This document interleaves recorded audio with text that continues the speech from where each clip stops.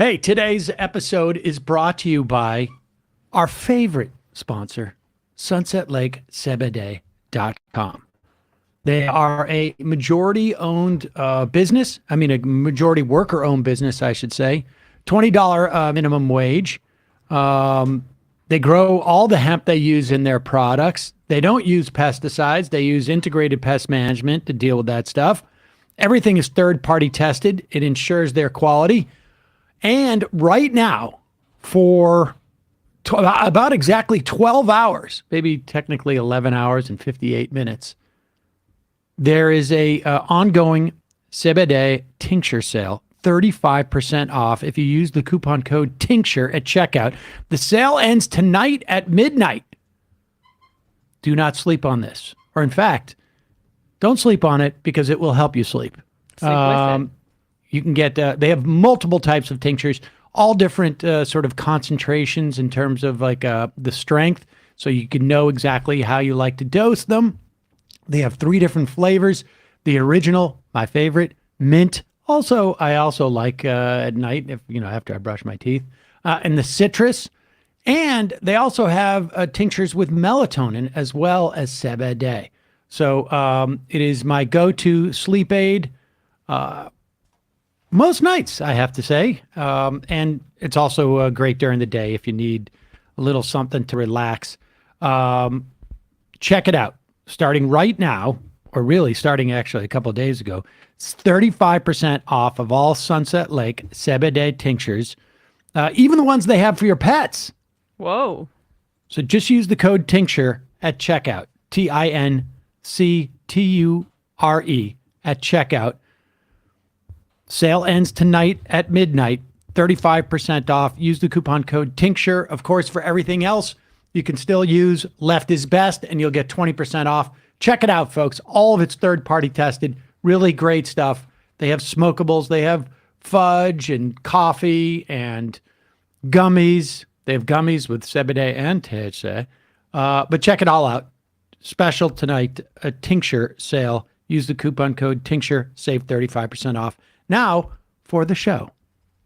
The Majority Report with Sam Seder, where every day's Casual Friday.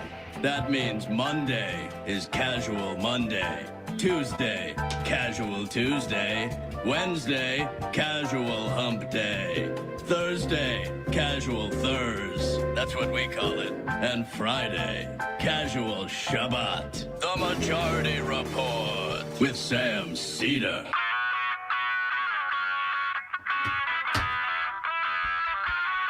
It is Friday, February 3rd, 2023. My name is Sam Seder. This is the 5-time award-winning Majority Report. We are broadcasting live steps from the industrially ravaged Gowanus Canal in the heartland of America, downtown Brooklyn, USA. On the program today, opinion columnist at the New York Times, co-host of the Unclear and Present Danger podcast, Jamelle Bouie, will be returning to the program to look back on the week that was. Then, Hamza Syed, the co-host of the Trojan Horse Affair podcast from the New York Times and Serial. It came out about almost 2 years ago. But I just listened to it, and it is erupting again in the past couple of months. We will talk to Hamza about that. Also on the program today, despite the Fed's psychopathic efforts, employers add over 500,000 jobs, crushing all estimates in January. It is the lowest unemployment in over 50 years. Also on the program today, Blinken postpones his China trip because there's a balloon over the country. Director of the National Economic Council, Brian Deese, to exit, as we had reported earlier in the week. Republicans banned Ilhan Omar from the Foreign Affairs Committee. Awful. Massive power outages linger in Texas. The Fifth Circuit Federal Court the really bat crap crazy one, Texas, Mississippi, Louisiana, if my memory serves, finds that laws preventing gun ownership by people subject to domestic restraining orders unconstitutional. Ex-staffer releases audio as George Santos increasingly under siege. That can stay that way for years. Republicans continue to flounder over their debt ceiling demands. All this and more on today's Majority Report.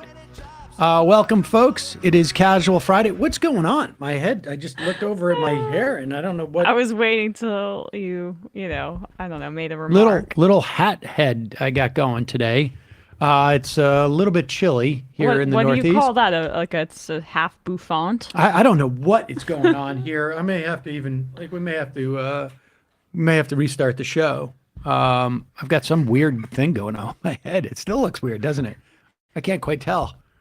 I don't know what. Anyways, you were wearing a hat, right? Yeah, it's hat hair. It's hat hair. Yeah. This is the best of us. Emma Vigeland, happy Friday. Yes, happy Friday. Collarless again, just shocking the nation. I know it. This is people get used to this because this is what's going to happen through the next couple of months. Once we start getting back into t-shirt weather, I'll be able to short sleeve shirt situation. Let's get to this. We got a lot to get to today. The unemployment numbers are out, or I should say the jobs report is out. As of this past week, the Fed was not raising its rates, was going to start to slow in its raising of its rates. So there were some people even speculated that after this most recent rate increase, they may actually hold off for a while, although unlikely. In their minds, they need to have a full-on assault on employment in this country as a way of diminishing inflation.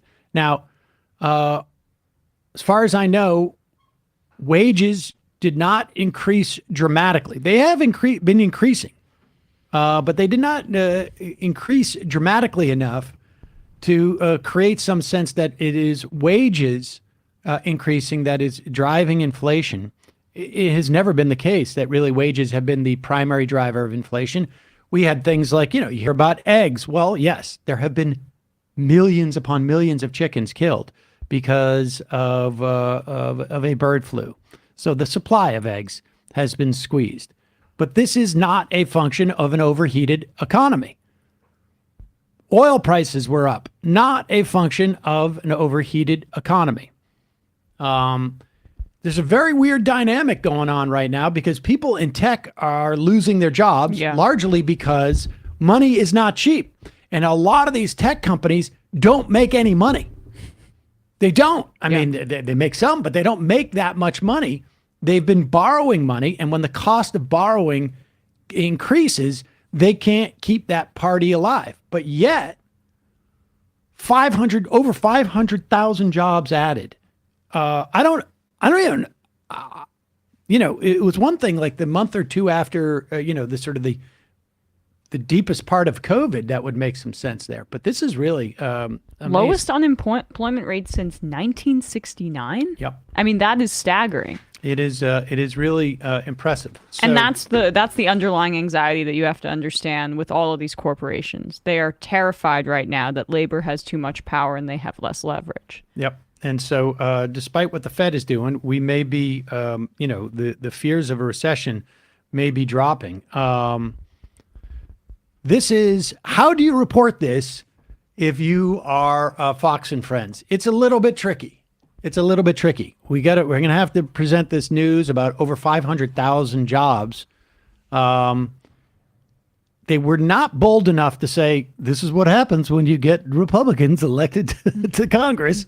But they did the next best thing. Janice, meanwhile, some news. We have a Fox News alert. The January jobs report just released. The U.S. adding 517,000 jobs last month. That is much stronger than economists expected. They thought 185,000. Unemployment drops to 3.4. That's the lowest since 1969. Wow. Meanwhile, this story really pertains to our economy. This is Ford Motors missed sales expectations at the start of this year. Hillary. What? Are you kidding me? I thought we were having a larger conversation about the economy, but let me pick one company to talk about their losses. No, not even losses. Just didn't hit the expectations of what they were going to sell. My understanding is, though, that that car sales are up, broadly speaking, though. And the big issue, I think, was there was no used cars for sale. You had all these rental companies have been trying to rebuild their fleets because they sold off all their cars during COVID. And there may be still some supply issues in terms of producing those new cars. But that was pretty impressive. Yeah, that's the hard pivot. I just want to cut for a sec. Just look at the frame here. Ainsley Earhart looks so upset. Yeah. She's just both of them gritting their teeth through this developing story. We've got to announce the jobs report. That would be weird if we didn't. But don't we have anything to balance it out? Is there one bad thing? Fords didn't hit their car sales projections. Yeah. All right, let's just run with it. The last time that Fox News talked about Ford not hitting their car sales projections was? Can't tell you. I can't tell you either. Yeah. I don't know. But if I had to bet, I would say it was never.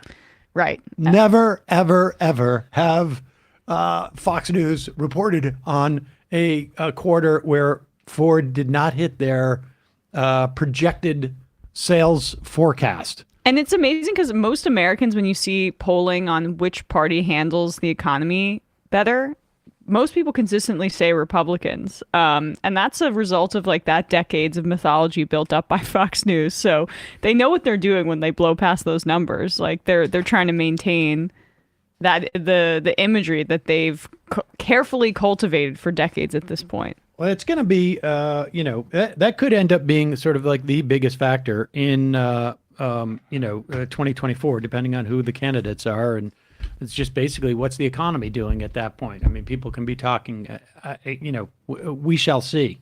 All right. Well, we have a lot of other stuff to get to, but and we will get to Jamelle in just a moment.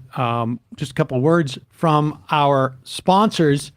As you know, I don't shave like I used to. I never shaved quite like I used to because I didn't particularly, not a fan of shaving. But now that I've had my beard, I have not been shaving that much. But in this area right here, I've been using Henson shaving, a Henson shaver. Got to maintain that, right? Clean look for the beard. Yeah, you need to have some. Henson Shaving is a family-owned aerospace parts manufacturer. They made parts for the International Space Station. They made parts for the Mars rover. Whoa. So they have a lot of precision engineering expertise. I was never a huge fan of disposable razors. I've never been a fan particularly of shaving that much because I get razor burn and I just have not found it terribly pleasant experience. Well, apparently the reason why things like disposable razors are not terribly comfortable to shave, it's because the blade extends too far and becomes wobbly on some type of micro level. I don't know. I can't see it, but razor blades are apparently like diving boards, and the longer the board, the more wobble. The more nicks, the more cuts, the more scrapes you get. A bad shave, it turns out not to be a blade problem. It's an extension problem. And Henson figured it out. Look at this razor. First of all, it's beautiful. And they have a couple of versions of these razors. I got a black one, which I found is fantastic. And it's an old style razor. You put in disposable razor blades, the sort of the straight edge ones. You put it right in there. This thing clamps down. These are precision tooled. They also have like a little ridge there. I don't know if you can see it, like to evacuate, like your hairs when you cut them, so you no longer have to bang it on your sink. Henson makes metal razors that extend just 0.0013 inches, less than the thickness of a human hair. That means a secure and stable blade with a vibration-free shave. So it's got these channels. There's no more scraping the hair out. Henson wants to be the best razor. This is the amazing thing about this company.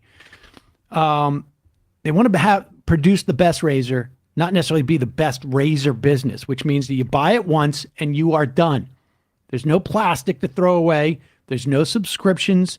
There's no proprietary blades that you have to buy. There is no planned obsolescence. This could very well be the last shaver you ever own. Wow. And it takes about $3 to $5 a year's worth of blades, and that's it for your shaving costs after you buy this once. And less harm for the environment. You don't have to throw out so much plastic. Less harm for the environment. But they're also giving our audience a 2-year supply of blades for free. Just go to hensonshaving.com/majority. That's HENSON shaving.com/majority. Add a razor and a 100 pack of blades to your cart, and then enter the coupon code majority to get the blades for free. Check it out. Really amazing. The link will be in the description. That is hensonshaving.com/majority. Great shavers. I got a couple of emails about them too, saying it's the best shave they've ever had. Meanwhile, Shopify, the commerce platform revolutionizing millions of businesses worldwide. Doesn't matter whether you're selling merchandise or, I don't know, whatever it is that people sell these days. Everything online. Clothes. Shopify simplifies selling online and in person. You can focus on successfully growing your business. Shopify covers every sales channel, from an in-person POS system, I don't know what that means, to an all-in-one e-commerce platform. It even lets you sell across social media marketplaces like TikTok and Facebook, Instagram. Has all sorts of tools that you can develop your store. And, for our purposes, the thing I love about it, super easy. It's super easy to manage. They have 24/7 help. They have an extensive business course library. Shopify provides all sorts of great support. And like I say, for us, where it's not our primary thing, it's been super easy. But the Shopify is built for obviously much more robust retail sales. This is Possibility, powered by Shopify. Sign up for a $1 per month trial period at shopify.com/majority, all lowercase. Go to shopify.com/majority. to take your business to the next level today. Shopify.com/majority. Check it out. Also, lastly, every day you read about a different data leak. Twitter was the most recent, but there's phishing attacks and your ID gets stolen online. Best way to protect yourself is from our sponsor, Aura, today. Aura is an easy-to-use app. It includes everything you need to stay safe online. Aura will protect you from your scammers and hackers. It scans the so-called dark web, and it finds out if your email and your password and even your social security number, if that's been stolen. And in their, what the hackers do is they sell this online because other people take advantage of it. It will alert you fast. If you find anything, when you sign up for this, you put your email in, it sends back and says, we found this, and this password combination. Obviously, you go and you change it. When I first put mine in, it was nuts. I freaked out a little bit, I got to be honest. The other thing I like about Aura, they will automatically contact those websites that put your public information online. Keep asking for removal. That's the way it keeps it off there. I think there's a certain timeline where they have to do it. They do it automatically for you. Or it gives you near real-time alerts on suspicious credit inquiries. Like if someone's trying to get a loan or a credit card in your name. I mentioned this before. When I got Mila her own bank account under my name, I got an alert quick. was no problem, but it was nice to know that if somebody tries to do that, I'm going to hear about it. Their VPN allows you to stay anonymous online by keeping your browsing and personal information safe and encrypted. They protect your devices from viruses, malware, spyware, all of that stuff. Aura even allows you to restrict what your kids can do online with their devices. You can set screen time limits. You can set focus time parameters. They got a password manager, lets you store and access your online passwords securely and conveniently. And they do it all. You don't need 7 different apps for this stuff. You do it with one. Let Aura do the hard work of keeping you safe online. If you sign up right now, Aura is going to give you a 2-week free trial with this link. Go to aura.com/majority. Start your free trial. It'll be linked in the podcast and YouTube description. You're going to be possibly very shocked and how much of your private information Aura finds exposed online over the next 2 weeks. So do it now. Aura.com, AURA.com/majority. Link will be in the podcast and YouTube description. All right, quick break. When we come back, we're going to be talking to Jamelle Bouie from the New York Times.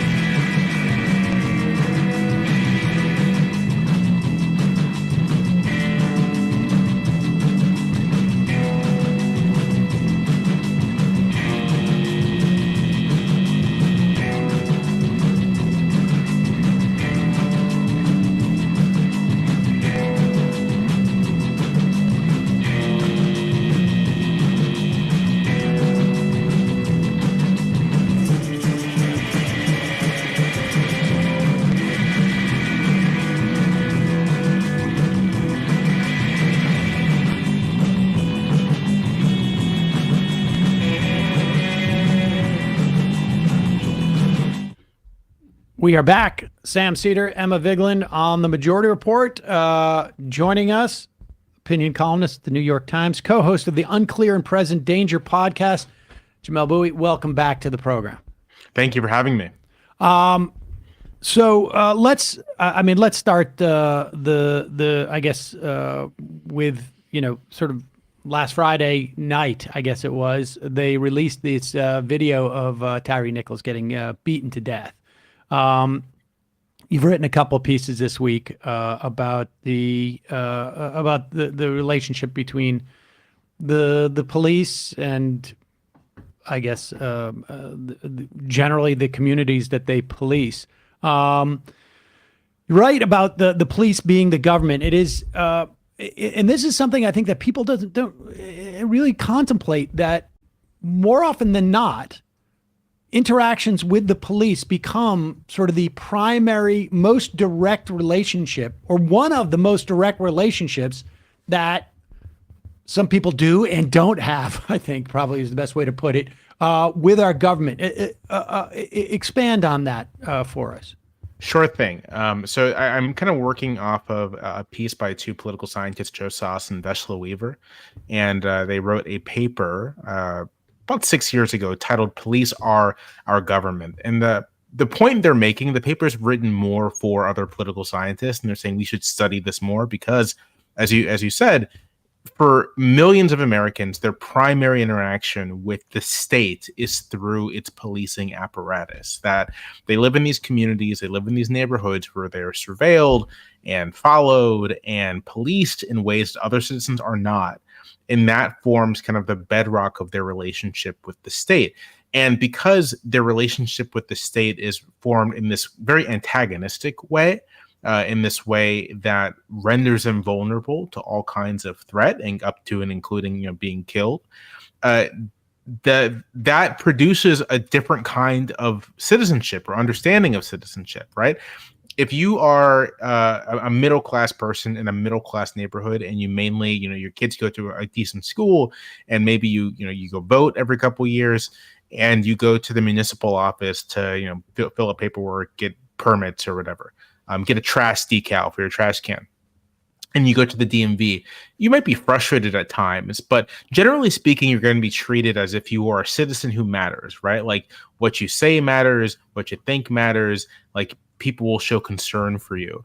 But if your primary relationship with the state is through the police, that's not the case. You're not going to be treated as a citizen who matters. The fact that your neighborhood is being surveilled in these ways that other neighborhoods are not signals to you that the state doesn't even think of you as an equal citizen. It thinks of you as a potential criminal threat. And so what Weaver and Soss argue, and what Weaver finds in previous work that she's done, is that for citizens who exist in this kind of relationship to the state, they tend to not participate in politics. They tend to have a very sort of like pessimistic view of the ability of the government to do anything for them in their lives. And they kind of just drop out of the political system entirely. And I think it's important when we're thinking about policing, not to simply look at this as a question of, well, how can we get the police to stop doing violence? That's important.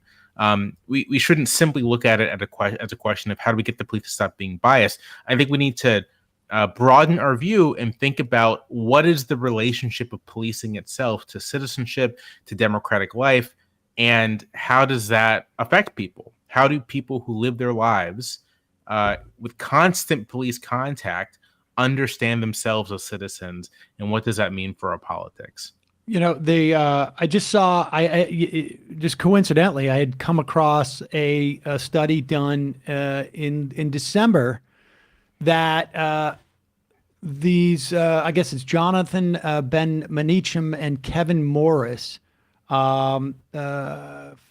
they found in Hillsborough County, Florida, that if you get stopped by the police for even a traffic violation within a certain window before an election, it reduces turnout by like 2% of that cohort. Like you're 2% less likely to go, and those are small numbers, but it's also you're just getting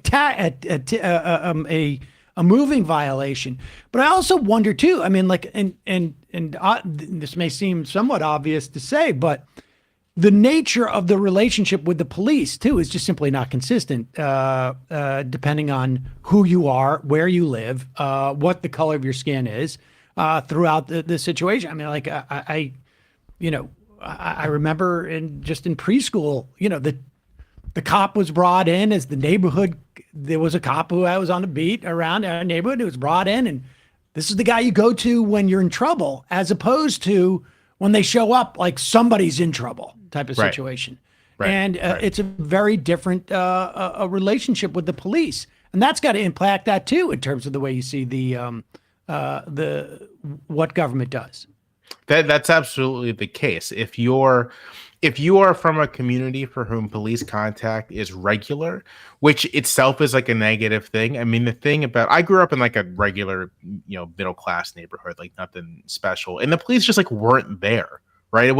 There were no cop cars, patrol cars going through. It wasn't a thing. It wasn't until I would visit friends who lived in more low income neighborhoods, more segregated neighborhoods, that I would ever see police cars, but they just weren't in the neighborhood I grew up in.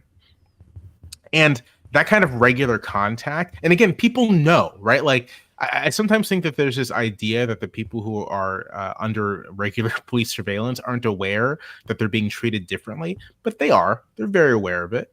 And that kind of constant police contact, and if you're a young man of color in these neighborhoods, sort of the odds that you're going to be stopped or even roughed up are like pretty decent.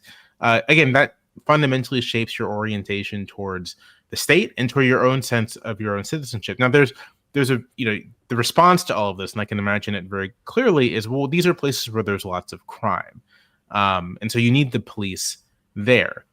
There's two things to say to that. The first is that crime is everywhere. I went to the University of Virginia, a very lovely school, where lots of kids did drugs, did illegal drugs, right? And this is the case of like any elite-ish university, right? Like there can be a lot of kids doing illegal drugs, but there aren't cops patrolling the frat houses looking for people doing illegal drugs. There are cops patrolling the public housing facilities for people doing illegal drugs. So the crime is happening everywhere. That kind of crime, even violent crime, or some forms of violent crime, but the cops aren't everywhere. And that's because some people are seen as being deserving of surveillance because they might be potential criminals, and other people are not seen as being potential criminals. And that's the perception people do actually understand. And that's what shapes how they view the state, how they view the government, how they view themselves in relation to those things. And it's not just any cops too, right? Like in this particular case, they had something called a Scorpion unit, which was a special unit designed to target, quote, high crime areas, which, as you just delineated, what kinds of crime are they targeting, right? They're not going to the frat houses. And there's a stat that I read that white and black people use drugs at the same rate, but you're nearly 3 times more likely to get arrested for drug use if you're black, which just, I think, feeds into what you're saying. Can you speak to that approach, though, with these Scorpion units, these more targeted high crime policing initiatives? Because it seems like as a way to stave off calls for defunding more systemic police reform, units across the country, including here in New York, Kathy Hochul's proposing one of these high crime units throughout the state, are trying to do more technologically savvy approaches where they're more targeted. But in the end, it's just the same result as we saw. Right. I mean, you have to, first of all, if you're calling your targeted squad the Scorpion Squad, that sort of kind of gives away the game, right? Sort of like, the Scorpion Squad isn't going to be serve and protect like every Scorpion does. It's not going to be a place where there's like sensitive community oriented policing. It's the Scorpion Squad. But there's an observation that's been made many times by many observers over the years in black and brown communities, but by people who have worked in them, who study them, which is that the people in these communities, they want something to be done about crime. Like, no one likes to be exposed to violent crime. People want something to be done about it. But very often, police departments aren't really policing violent crime. They're not solving murders. They're not preventing murders or any kind of other violent offenses. What they're doing is quality of life policing. They're sweeping people off of the streets. They're harassing people who might look suspicious, but they're not doing the kind of police work that might actually reduce violence. And so you have this paradox where people are over-policed by things like the Scorpion Squad, sort of, stopping a motorist and beating them to death, but like probably harassing just people hanging out, living their lives on the street. But then they're also simultaneously under-policed in the kinds of things that people want to be taken care of. And so if you if you read any work about sort of the crime spike back in the 80s and 90s and like what people in these communities were actually talking about, or if you just like sit in on a public meeting, right, and people are just like speaking to the representatives or to law enforcement, what you'll hear is essentially, why don't you spend less time hassling my kids and more time finding the people who shot this guy, right? Like that's what people want. But it's precisely because the people collectively in the neighborhood or the community are viewed as potentially criminal that the law enforcement doesn't make that kind of distinction, right? Doesn't make the distinction between a bunch of kids just hanging out on a corner because that's what kids do.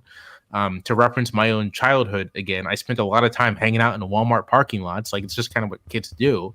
And people who are genuinely dangerous, which to make that kind of distinction requires you to do more than simply drive around in a cop car, right? It requires you to build relationships. It requires you to treat the people you encounter as like citizens worthy of protection and not as potential suspects. I remember, there's a couple, I think it's out in California at the very least, of pre-crime units, literally pre-crime units that have been developed based on an algorithm. They're approaching people in their homes that we anticipate that you might be shot over the course of the next couple of years based upon your profile.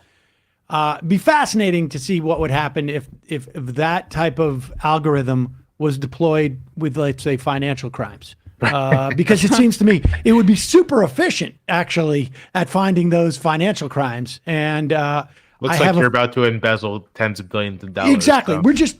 We're from the SEC, the Special Pre-Crime Unit, and you're just on the list of people who we anticipate might be embezzling or committing fraud. So we're just going to over-scrutinize every single one of your transactions. It would be interesting to see how that concept would go away very quickly. But let's move to other things that are going on in terms of this week. You wrote. We're seeing the nascent beginnings of the Republican primary happen. Nikki Haley just announced this week. Donald Trump has started to go both sort of like preemptively trying to take some ground from Ron DeSantis, attacking Ron DeSantis, but this week came out with a big sort of like opening salvo. It is almost the Mexicans, some of them are decent people, a speech, but updated with essentially trans people. And you wrote a piece earlier this week about Ron DeSantis, why he likes his culture wars so intensely. And this also gets into sort of like the flip side of that story is what's happening with the debt ceiling and the inability of the Republicans to come up with an ask for like a demand. But let's talk about the one half of the coin in terms of Ron DeSantis, because this, I think, explains also where the Republican Party is at this point.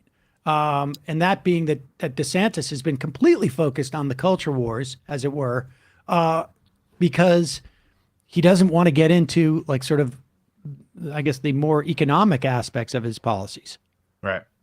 I should say, from the jump, right, that I think that it's tempting when kind of like making this sort of argument to be like, well, the culture war stuff isn't important. It is important, right? Like Ron DeSantis is the actions he's taken against gender affirming care, the actions he's taken trying to suppress African American history. Like these things really do matter. They harm people. They make people's lives more dangerous. They undermine public education, these sorts of things. So those are real issues.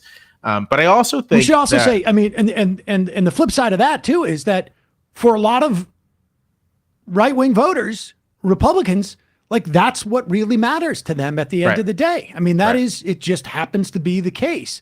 But there's a reason why he stays within those parameters. Right. Which is that Ron DeSantis and many Republicans, right? Like, notably not Trump as a candidate, as a president, yes, but as a candidate, he always would shy away from this stuff. But many Republican politicians hold incredibly unpopular views on the role of government, the social safety net, and all these sorts of things. Like Ron DeSantis is on record in books as a congressman as more or less opposing, the core of the New Deal state, right? Opposing Social Security, or at least like supporting efforts to make it less generous. Opposing the Affordable Care Act, right? The Medicaid expansion within that, calling for I think he supported a budget that would have demanded just ruinous cuts to the social safety net. I mean, the guy is a hard right winger who does not believe that the Constitution gives the federal government the power to like regulate the economy whatsoever. Like, would love to just let big businesses and corporations and the super wealthy run amok on society. And we should say, and I want to say, like, that's not your words. Like, you quote his book in your piece, Dreams from Our Founding Fathers, First Principles in the Age of Obama. It's a play on Obama's book. According to him, the framers of the Constitution, quote, strive to construct a system of government that prevented government mandate wealth redistribution. I mean, aside from, I would actually argue that no, actually the Constitution is actually very redistributive, I think. But aside from that, that he thinks that the fundamental building block of the United States is, I mean, essentially taxation is redistribution, right? I mean, like, right. This should be basically just going back to feudal times, essentially. DeSantis, he holds these radical views on the role of government, and they're very unpopular. One thing I always like to note is the two most unpopular things Donald Trump did in terms of legislation, were the attempt to repeal the Affordable Care Act and the massive tax cuts on high income earners and corporations, right? People do not like this stuff. And DeSantis just doesn't want folks to know that. He wants people to think of him as like, protecting your children from some awful liberal agenda, and not what he is, which is, I mean, he is a cultural reactionary, but also very much someone who is allied with the billionaire class and with the, with concentrated wealth. And that's the case for most Republican politicians, certainly ones with presidential aspirations. Like, that is where their economic program goes. That's where it goes. And they will do anything to avoid talking about that. It's why at the same time, Republican congressmen have made proposals to cut Social Security and Medicare. Like, and they're not hiding this. They talk about it openly. They're also trying to like whip up hysteria about maybe the government will take away your gas stove. It's like, that's what they'd rather people be focused on. That's what they'd rather the conversation be on, and not essentially, a plan to redistribute wealth from the vast mass of the American public to a tiny number of ultra wealthy people and companies. What's stunning about it too is that this is happening amongst his own people, right? Like, right now he's running to the extent that he's running, that he ends up running. He's running for the nomination of the Republican Party.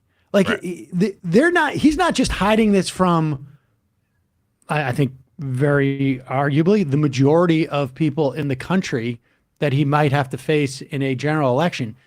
They don't even want to talk about this amongst the Republican Party. That's the sort of really fascinating thing that happened, I feel like, during the Trump years. I mean, I think there was a certain inevitability to it. And in fact, I think there's also an argument that it happened much later than it should have.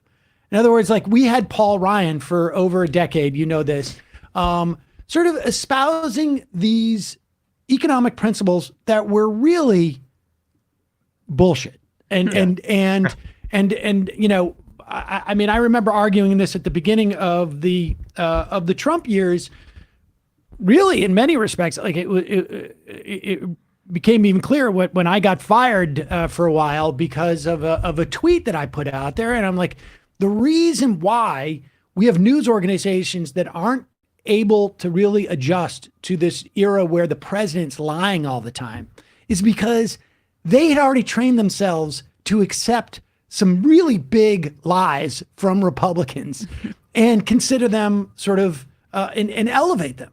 Like, no one seriously considered the idea of like the supply side economics that Paul Ryan was talking about. Like anybody who dug in, who had any expertise who dug into Paul Ryan's numbers as he would knew that he had no idea what he was talking about, but the media sort of celebrated him as a policy wonk, as it were, and there was this sort of notion that Republicans, the voters, really appreciated fiscal responsibility and deficit hawkery and all of this, and it just went away in a heartbeat because there was no there, and they really, this is the stuff that they like, and now the Republicans don't make any pretense of it, and they stay away from it because they know it's unpopular even with their people. Right. It's interesting. It is unpopular. Like it's unpopular enough with Republicans that, right, Trump notably pledged not to cut Social Security or Medicare when he ran in 2016, and it really did help him build support amongst Republican voters. At the same time, there are a lot of Republican voters who do love this stuff, as is clear. And so, for someone like DeSantis, it'll be interesting to see how he maneuvers in a Republican primary that probably is going to be pretty crowded. Now, I'll say for my own part that I know a lot of people on the left at the very least look at Ron DeSantis and see a really formidable, potential presidential candidate. I myself am much more skeptical about his us here as well. His abilities. I think that Scott Walker part Exactly. 2, right? I mean, maybe like I can't decide because this is very shallow. I mean, so two things. The first is that the whole Florida thing is a bit of a reality distortion field, that like Florida has moved considerably to the right over the last 5 years. And when you look at, Ron DeSantis won re-election with 19 points, but Marco Rubio won re-election with 16 points. And DeSantis had basically not a challenger, right? Like Charlie Crist, perennial candidate, underfunded, like barely a challenger. Rubio was up against at least a well-funded and, very competent politician. And so if the two candidates are basically pulling the same kinds of margins, that to me says it's something much more about the state than it is the candidates. And so if you take DeSantis out of Florida, how does he fare? And for lack of a better word, I just don't think the guy has any swag. Like he's not that compelling of a presence when he's not able to put himself in a position of dominance. Mm-hmm. Right. But if he's like on stage with a bunch of other people who are all out for his blood, right, who see him as a threat, it's unclear to me that he'll be able to rise above the pack. Maybe he will, but I think with Trump, it was clear that he was able to do it from the jump. With someone like Chris Christie, who wasn't successful in 2016, it's clear that he's able to do it. Ron DeSantis, if not Scott Walker vibes, gives me Jeb Bush vibes, honestly. Kind of someone who on paper looks like a very strong candidate, who in a certain set of situations might be a strong candidate, but lacks some key qualities. And I think, and this is to his detriment, is in a lot of ways just like a return to a previous era of republicanism that isn't very popular. And so let's say he does become the nominee. I think Trump's great advantage was that he could portray himself as not a generic Republican. Ron DeSantis' big disadvantage is that he can be very easily portrayed as a generic Republican. And generic Republicans aren't, they're not horrifically unpopular, but they're not the most popular people in American politics. Let's talk about that other flip side of the coin, which is fascinating. You mentioned that Trump ran in 2016 saying, no cuts to Social Security and Medicare.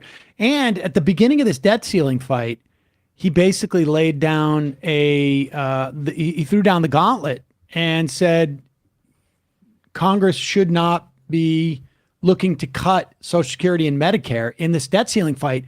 And it felt like it was a little bit underreported because there's this like real desire, I think, in the media to say like the Republicans aren't controlled by Donald Trump anymore because people want to move on to, Back to the Future in some weird way, which I think is I think it's almost in many ways meaningless, but it seemed like he totally took their feet from their feet from out from under them, because they don't seem to have anything that they want to cut now. They want to cut taxes. McCarthy had to agree to balance the budget, to get rid of the deficit, and there's only so many dollars that you can squeeze out of the military when you cut out the wokeness. And so they're just like floundering around, and it feels like, at least for the moment, that the White House at least understands, like, there's no point in negotiating because they don't even have an ask yet. They can't even come up with an ask.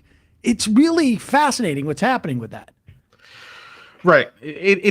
So on the Trump kind of immediately saying no cuts to Social Security or Medicare, to me at least, that was, that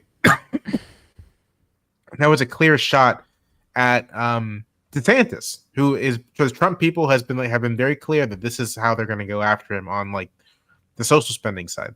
But it also undercuts House Republicans, and I think it's clear to me that, first of all, you have at least some House Republicans who have been there long enough to know that this is not going to work the way that the Freedom Caucus types wanted to work. But it seems to me that some of those Freedom Caucus types have taken debt default as an end into itself.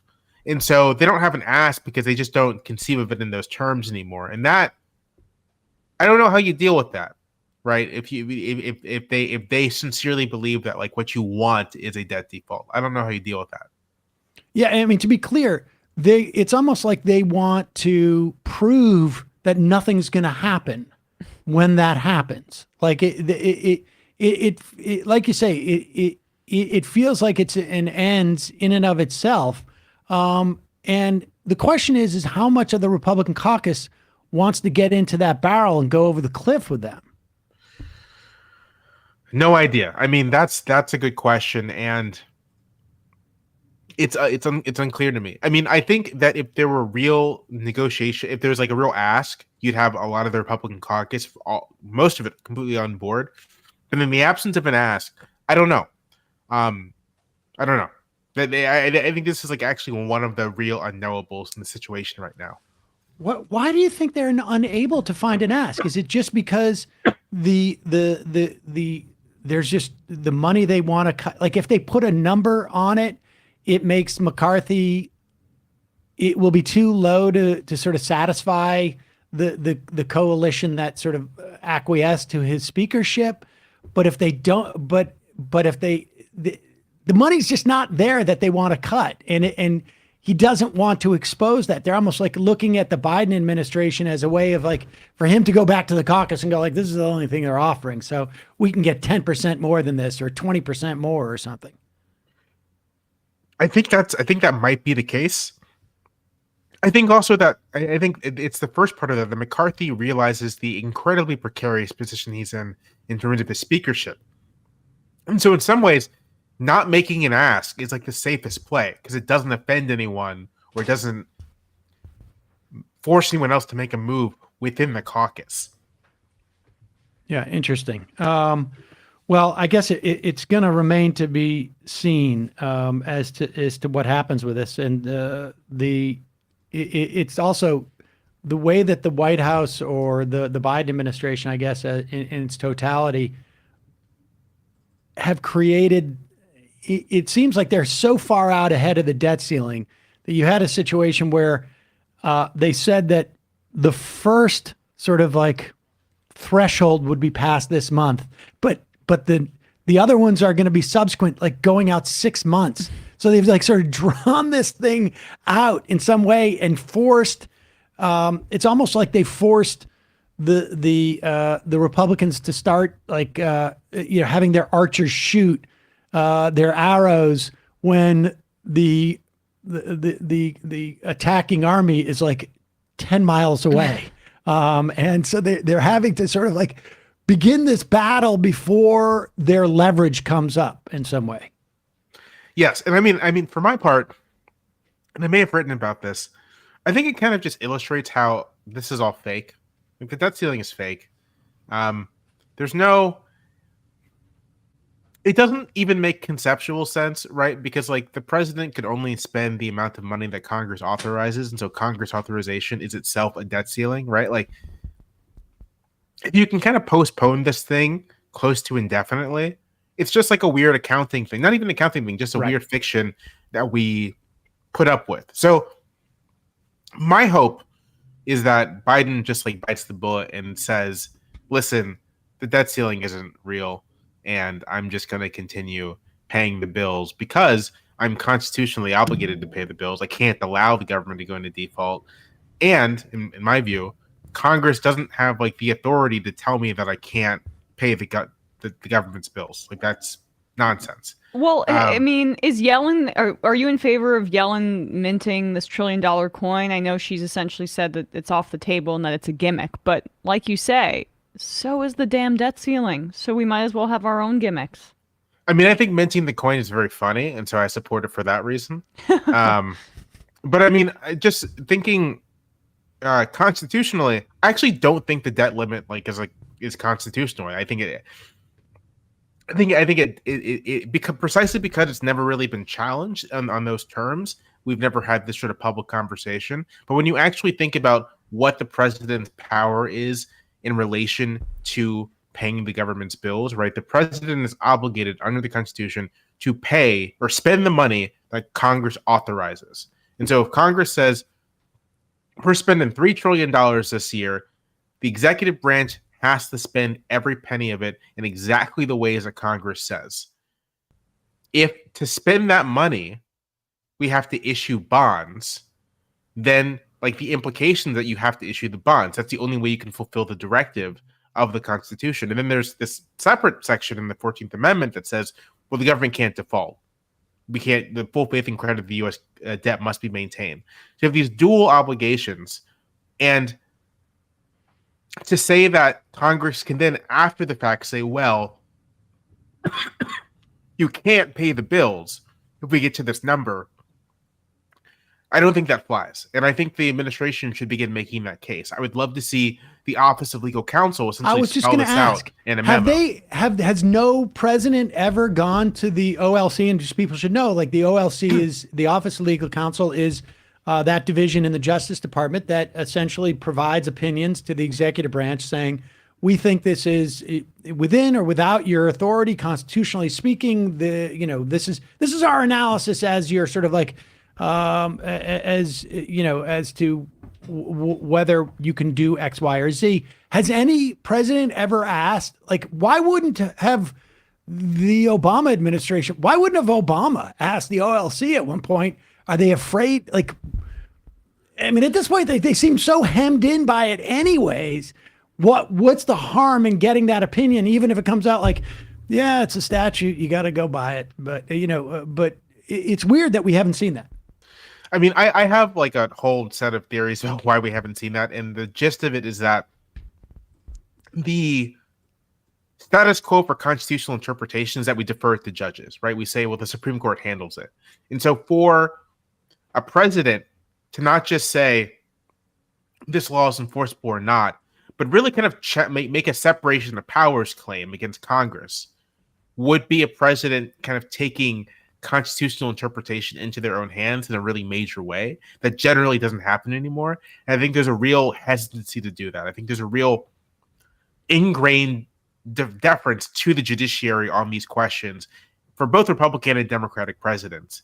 And no one yet has decided to really bite the bullet or take the opportunity, wherever your perspective may lie, and say, listen, as president, kind of implicit in my actions, I am making constitutional determinations. And so here is an explicit one produced by my administration. And using the constitutional interpretation we have developed, we are not going to do this thing. We just don't think we just don't think we can. But didn't like the Bush administration do this all the time with unitary executive theory and with torture? And I mean, haven't we seen them do this? And it also feels like if the Supreme Court got this, they would say, like, we can't get involved. The Bush administration would often make these legal arguments, but I don't think they ever were making direct separation of powers claims against Congress, saying, well, Congress, And in part because Congress didn't really push back all that much, right? So if Congress were to pass a law saying you can't torture, then maybe we would have seen the Bush administration say, well, Constitution says we can torture. And then you have this back and forth. Right. But it's not all that common to see the president. They'll do signing statements, right? They'll say, we're going to enforce this law. We're going to sign this law, but this is how we understand it. But to just for a president to say outright, we think that this law is actually unconstitutional, that like it's a Congress exercising authority it does not have. That's very unusual. And arguably scary. And arguably a scary precedent. Right. But there is another precedent, right, that says that all constitutional actors, presidents, Congress, the Supreme Court certainly, have kind of equal right to interpret the Constitution, and sort of whose interpretation prevails. It's much more about like power and politics than which one is correct. And so in that view, you kind of just, you shoot your shot, right. And you make your argument. To the last point you made, if the Supreme Court were being consistent, they would say we have no hands in this, but we both know that like if this were to happen, the Supreme Court would find some way to be like, well, actually, this is judiciable because of a new standard we made up. Right, exactly. They would just come up with a new, right. This is their version of the Brune test or whatever it is going to be. Jamelle Bouie, always a pleasure. Thanks so much for your time today. Really appreciate it. Thank you so much for having me. Thank you. All right, folks, we're going to take a quick break. When we come back, we're going to be talking to Hamza Syed. He is one of the co-hosts and I guess one of the founders, creators of the Trojan Horse Affair, which is a podcast put out by the Serial folks, I think in conjunction with the New York Times. Very New York Timesy. Yeah. Today. We'll take a quick break. We'll be right back.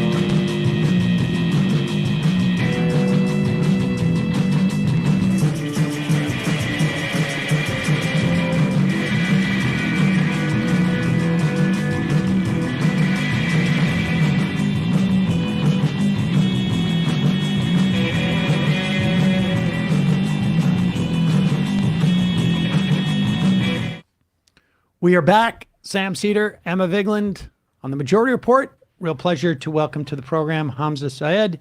He is the co-host of the Trojan Horse Affair podcast, which was an 8-episode podcast, if memory serves, put up by the New York Times and Serial. Also sort of like the founder of it, not just the co-host. I mean, but Hamza, welcome to the program. Thank you, man. Thank you. Apologies for the sun cutting through my living room right now. No, it's nice. Very noir. I like it. So I want to play this clip because, first off, I should say, my sister apparently now claims that she had told me 2 years ago to listen to this podcast. And we just happened to meet socially, and I became interested in it. And it was like, it explained, in my mind, like not a totally random sort of phenomena that happened the way that we got it in this country, but it explained at least part of it. And this was I mean, you could Google this. You could Google Birmingham, UK no-go zones and find like 1 million of these clips. But it all happened like in 2015. There had been growing legislation around the country to stop Sharia law in like Iowa, Indiana, wherever it was, around the country. And part of that was because Barack Obama was a secret Muslim. But this was the line. And then this is just a minute long clip just to remind people of this era, which is a bygone era now. Developing tonight, new reports that terrorist sleeper cells may have been activated in France. This is we're learning new details about hundreds of no-go zones across France and other countries that are off limits to non-Muslims. Steve Emerson, founder of the investigative project, joins us. All right, Steve, my last guest told us some chilling details about these no-go zones. What more can you tell us about these zones, Steve? Well, these no-go zones exist not only in France, but they exist places where the governments like France, Britain, Sweden, Germany, they don't exercise any sovereignty. So you basically have zones where Sharia courts are set up, where Muslim density is very intense, where the police don't go in, and where it's basically a separate country almost, a country within a country. You know what it sounds like to me, Steve? It sounds like a caliphate within a particular country. Well, it certainly does sound like that. There you go. All right. So, but this was, I mean, it's mildly amusing to watch this now, but this was like 24/7 in this country for a year. And, and I think a lot of it came out of what you worked on. Tell us what the Trojan Horse was, or what it was referencing to, and how you got involved in it. Sure. I mean, it's funny, that clip, as I understand it, it's one of the only times that Fox News actually then later apologized for a segment on their network, because that caused a big incident in Britain. Even the Prime Minister got involved at the time to kind of ridicule that reporting. And I understand Fox News then issued a statement to be like, well, not all of Birmingham is a no-go zone. Like, we kind of, we got that bit wrong. But the bit about Muslim density bit, I'm sure. Yes, intense Muslim density. I like that. Undoubtedly, there is intense Muslim density in Birmingham. I can tell you that firsthand. Okay, so the Trojan Horse, it's a bizarre story. It basically all begun in November 2013. Where the leader of our, when I say our, I mean Birmingham, which is where I lived in England, and the leader of the local government, the city council, there was a brown envelope that was waiting for him one morning on his desk, and he opened it up, and inside there was a cover letter that was addressed to him. And this cover letter read, "Dear Sir Albert," which is what this gentleman's name was. I was cleaning my boss's files, and I came across this thing which is attached to the cover letter. And I want you to know that I'm shocked at what's happening in your city. And if you don't act on this within 7 days, I'll share this with the media, who I'm sure will take this seriously, or some kind of threat along that line. And it was signed AN. And, we can continue to speculate about what AN stands for, anonymous maybe. And so this letter that was attached to the cover letter, this is where the name came from, is called Operation Trojan Horse. And this thing was 4 poorly photocopied pages of what looked like some kind of manuscript. It was incomplete. It was missing a first page. It was missing the last page. So you had no idea who wrote it or who they were writing it to. But the pages that had been, allegedly found by this person cleaning their boss's files and I assume scanned in a rush and sent to the council, they outlined this extremist Muslim plot that had allegedly been underway in the city to take over schools. And this letter spoke of 4 schools where they'd already kind of enacted some of these mechanisms, and then 5 steps by which to do this. And this was supposed to be, I guess, written by someone in Birmingham to a different city, to a counterpart in a different city in the UK, Bradford in the north. I imagine to franchise the scheme, to kind of like have the plot be established over there. And this letter repeatedly named this person, this educator in Birmingham, as the mastermind, this guy called Tahir Alam. And so initially, the authorities, as I understand it, they had a preliminary inquiry, looked around at the schools that were supposed to be implicated in the scandal where Tahir Alam and others worked. And they didn't find anything to kind of substantiate any sort of extremist plot or whatever. In fact, quite the opposite. Tahir Alam, only a year before this letter turned up, was being celebrated nationally as one of the best things to happen to education in Britain. Because he'd managed to work as a governor, which is, I guess, equivalent of your guys' school board. Except in Britain, we have one for each school, as opposed to like a district that oversees a number of schools. So Tahir Alam had volunteered as a governor on the board of this school called Parkview, which was in East Birmingham, which, just for context, is where the intense Muslims exist. According to Fox News, and East Birmingham is almost entirely Muslim. It's one of the poorest communities, not just in Britain but in Europe, and it's served by these handful of schools that, for decades, ever since they were established, had been producing remarkably poor results for the local kids, as low as 4%, I understand it, at one point before Tahir took over. And so much so, in fact, that the BBC at one stage did a documentary on the schools like Parkview, where Tahir ultimately ended up volunteering, to basically say that schools like this are producing a permanent underclass of Muslims in this country because they're all going through these establishments, they're all coming out with no grades and festering in this local area. And Tahir and a few others had watched this documentary in the late 90s and responded to this and started volunteering in these schools, and then managed to turn them around to make them one of the most successful in the country. They were outperforming like private schools, grammar schools, all without any extra funding or help, or like, same cohort of students from the community. So he was being celebrated for this, but now fast forward to 2013, and here's this anonymous letter that's alleging that he's some kind of terrorist mastermind who's infiltrated the school system with, I imagine, a plan to radicalize the kids or something. It's very non-specific about where it's going. But again, I remind, it was missing the final page, so who knows where that might have developed into, I guess. So after the police and the local authorities did a quick preliminary investigation, they found nothing there. This letter continued to circulate in the city. It went to different educators, and it ultimately found its way to the national government and to the Department for Education, which at the time was manned by this guy called Michael Gove, who, if you're not familiar with British politics, is a notorious character. I'd kind of compare him to Mitch McConnell, I guess, in terms of the level of standing that he has in British politics.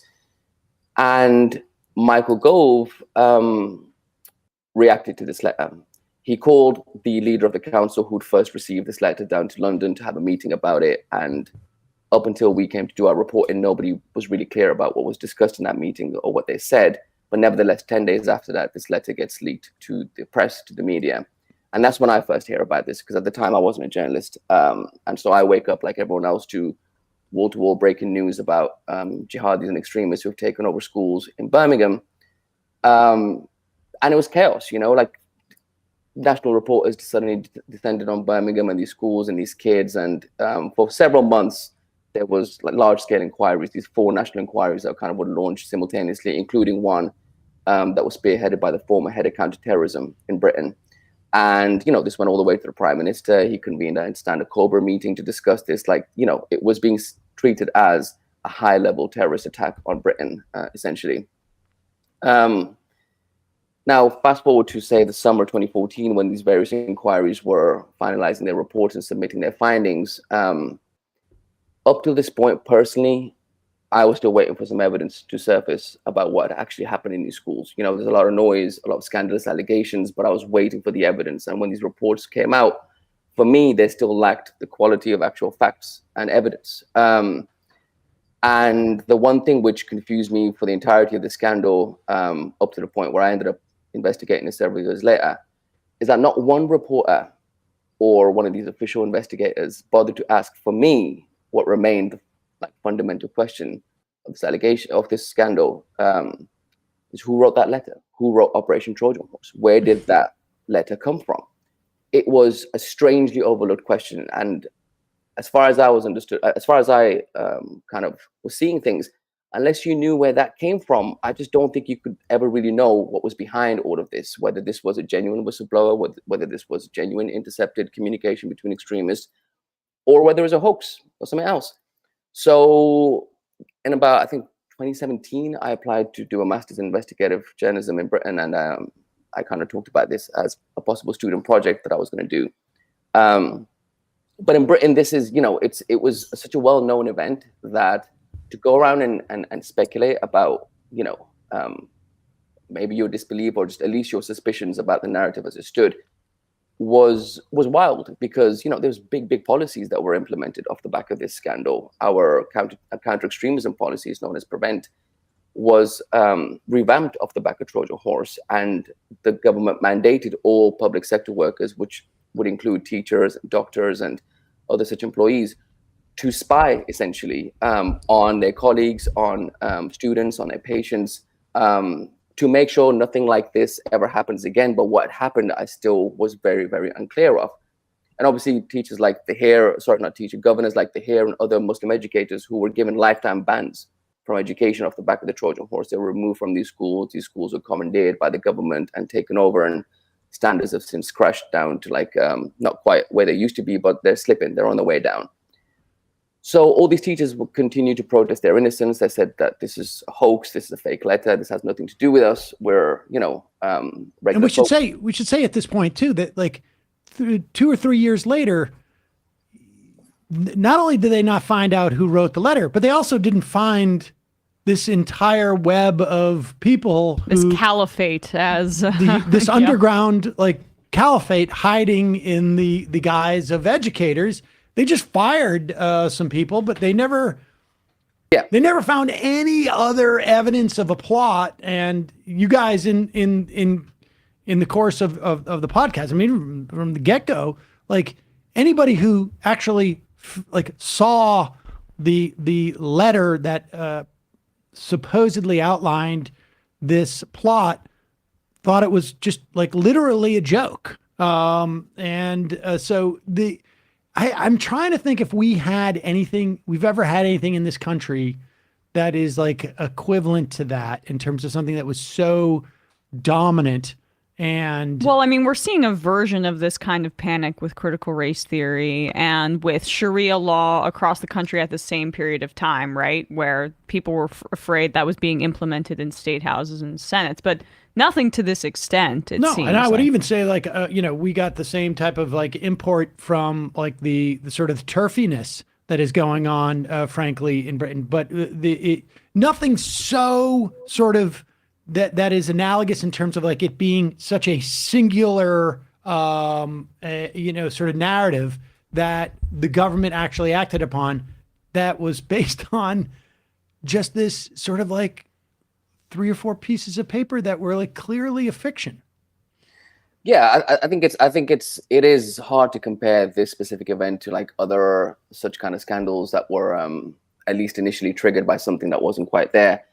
Just because I think the comprehensiveness of where this letter ended up and what it ended up doing to the country, and the like unanimity on what it was, like there is not one facet as I was looking at it in the British press that was even skeptical, even bothering to kind of look beyond the official narrative on this or what the authorities were claiming. There was such little follow-up on any of the claims that were coming out from these schools, that frankly, to be honest, it's why I went into journalism. You know what I mean? I didn't go into journalism because I was a big believer in that craft or even thinking that's where I was supposed to be ending up in life.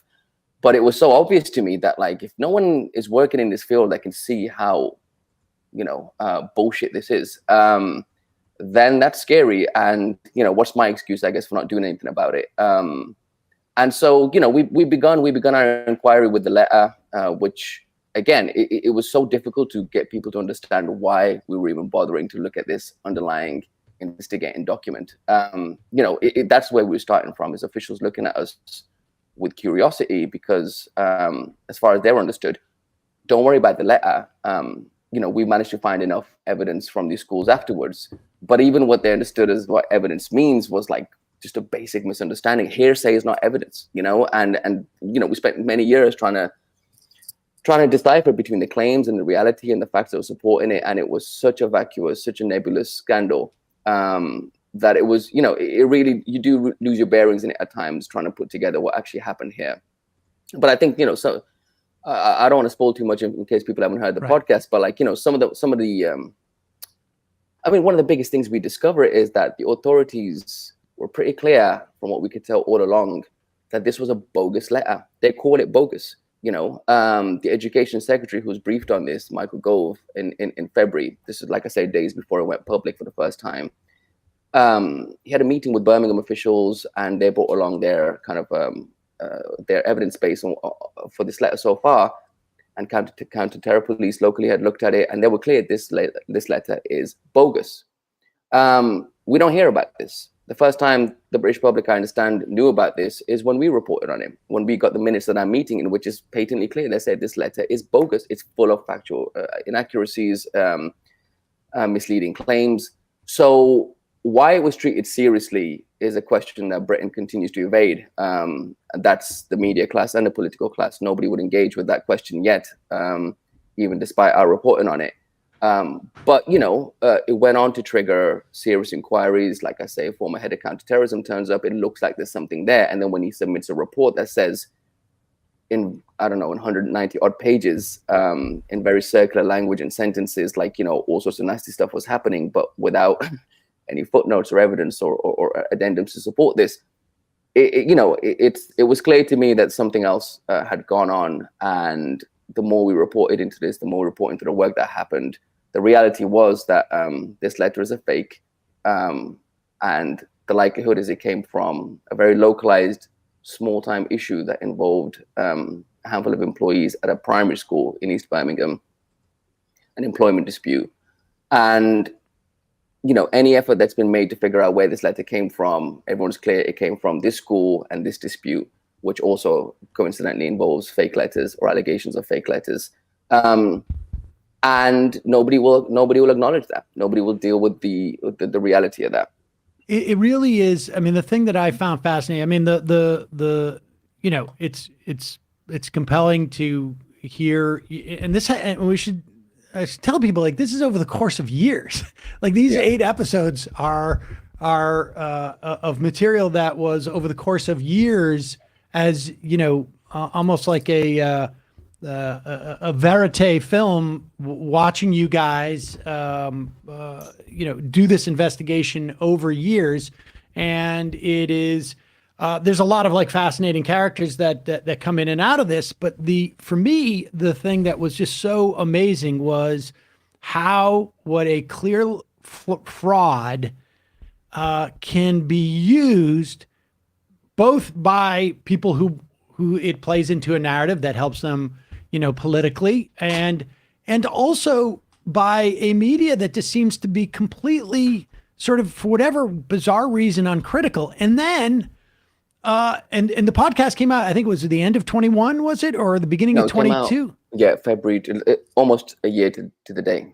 And so now, like 6 months later, after the final episode is released, at least, some of these same characters are back, like trying to relive. Like, I can't, like, they're attacking you. Like, there was a piece just like I don't know, it was there's a couple of pieces out there about how you guys got it wrong, and and then your buddy Michael Gove, he seems to be really excited to get back into this.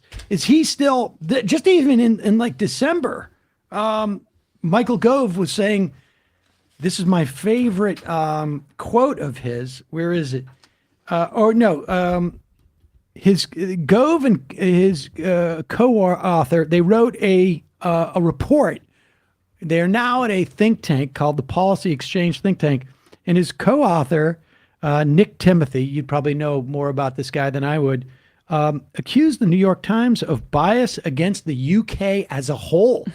The country, claiming that the newspaper has taken a peculiar stance towards Britain in recent years, repeatedly portraying this country as an insular backwater whose inhabitants are drowning in a tide of nostalgia, racism, and bad food.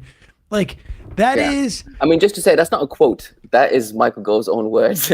Right, yeah. I mean, that's not a quote. Yeah, that's not a quote from the New York Times. So this is, I think, the meta-narrative that I've been kind of living through this past year when the podcast came out. Listen, I say towards the end of the series, for anyone who's heard it, I make a premonition at the top of episode 8 about what I expect to happen once this reporting comes out. And I'm pretty clear that I don't expect anything to happen, because for anything to happen, the British public at a large would have to care about Islamophobia and Muslims, and I don't expect that to happen.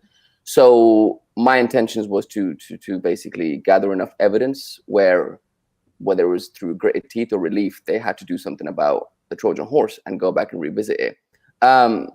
But regardless, when the podcast came out, it's been so brazen what's happened since that I've actually applauded. I find it so comical and so ballsy that I actually think it's remarkable that the podcast now seems to have taken the quality of what the anonymous letter had in 2014. I am now some kind of mastermind who's been kind of infiltrating the likes of the New York Times and Serial and kind of the world thereby through this podcast. And, this new report came out by this think tank in Britain, the Policy Exchange. And, Policy Exchange is one of the most powerful think tanks in Britain. It has huge influence over our politics and policy. Well, it was established by Michael Gove, the politician who we revealed in the podcast knew essentially all along that the Trojan Horse Setup was bogus, but went on and treated it as a serious document anyway. So this is his think tank, and they produced this report, which, what do you expect it's going to say? It's about 190 odd pages. And it's basically the report that came out through the Counter-Terror Cop in 2014. This is just that same report 2.0, except now I'm swapped in where the hair might have existed before. Now I'm some kind of possible extremist Islamist figure, whereas others were before. And this podcast is now the dangerous thing, whereas maybe it was the letter and these teachers before. And you would hope, having heard this podcast, which, by the way, was at #1 in the charts in the US and the UK, like it was a big global hit. You would think enough people have heard it by now to maybe consider, is it worth us basically going through these motions again, or have we learned anything? And instead, British reporters were just uncritically taking the claims of this Policy Exchange report, talking about it as a decent document, talking about it without necessarily making a connection that this is Michael Gove's think tank. So bear that in mind. We're about to make a lot of claims of bias against this reporter and the series, but we should also be clear that this Policy Exchange document comes from Michael Gove and his enterprise. So, none of that was made clear.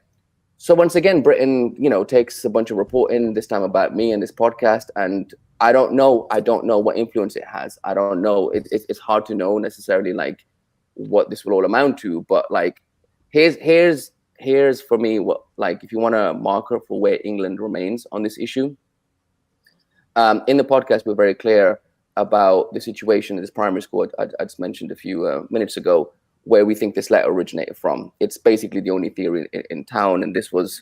It was almost like a personal politics type of employment situation where the boss at this school was afraid that there was some employees that weren't getting with her program, and there, the question is whether this letter came out of that, like it was some sort of like really ostentatious way of dealing with like a human resources question. But and even more bizarre human resources question, because that one also involved, there was a boss who was having some beef with 4 subordinates. And long story short, one day these subordinates turned up to school and they told, the school's accepted your resignation letters, you're free to go. And they were like, what resignation letters? We haven't resigned. What are you talking about? It's a really, that part about it, like it could have been its own, like that's a weird way of trying to sort of get people off of your, get people get people out of your hire, is to, like, and why would people who were quitting write a letter saying I'm resigning and then claim they never wrote it? I mean, it's all just, well, this is these are the questions. Yeah, these are the questions. But nobody seemed to pursue these things, and it was so clearly written in there. Well, I want to get back to like where we are now, because and I don't know if anybody's actually listened to any of the podcast episodes backwards to see if there is a secret message that you're sending. I don't know if anybody's done that, which is also odd. But putting that aside for a moment, what do you think the impetus is? Okay, so the podcast gets released. Like 15 million? Did I have that right? Or is it even more than that at this point? More than that now. I think last I got an update was 30 million, but I'm not sure where it's got to now. Yeah. 30 million downloads on 8 episodes. That's a lot of people listening to this podcast. And so there's a huge percentage, relatively speaking, of the country that, particularly who are sort of somewhat interested in it, who have listened to all this being laid out.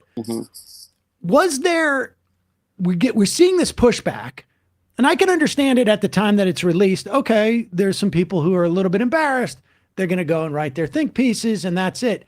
But then Gove goes into this process of like, we got to turn out a 190-page report, which, again, like you say, this report was not reported out by reporters as having a vested interest. Like this is his like rebuttal podcast essentially. And it's not, nobody writes about it in that way. But what do you think, like, did the podcast create any meaningful policy change in Britain that people might be like, we need to reverse this? And if not, then what do you think is behind Gov't doing this? Because I can speculate. Okay. I can speculate. Like I say, Trojan Horse is intrinsically connected to the Prevent policy, which is the counter-extremism policy that we live under still in Britain. It was in place before the Trojan Horse, but when Trojan Horse came along, the government decided that we need to proliferate this policy into, all basically public sector life in Britain. And so any employee who works in public sector jobs, which includes doctors in Britain, are now obligated by the state to essentially be on the lookout. And what I mean in practical sense is, for example, we've had kids as young as 6, 7 being reported to counter-terror channels because one of them, for example, said, one of them I think said cucumber and it'd been heard as cooker bomb, and they were referred to the police.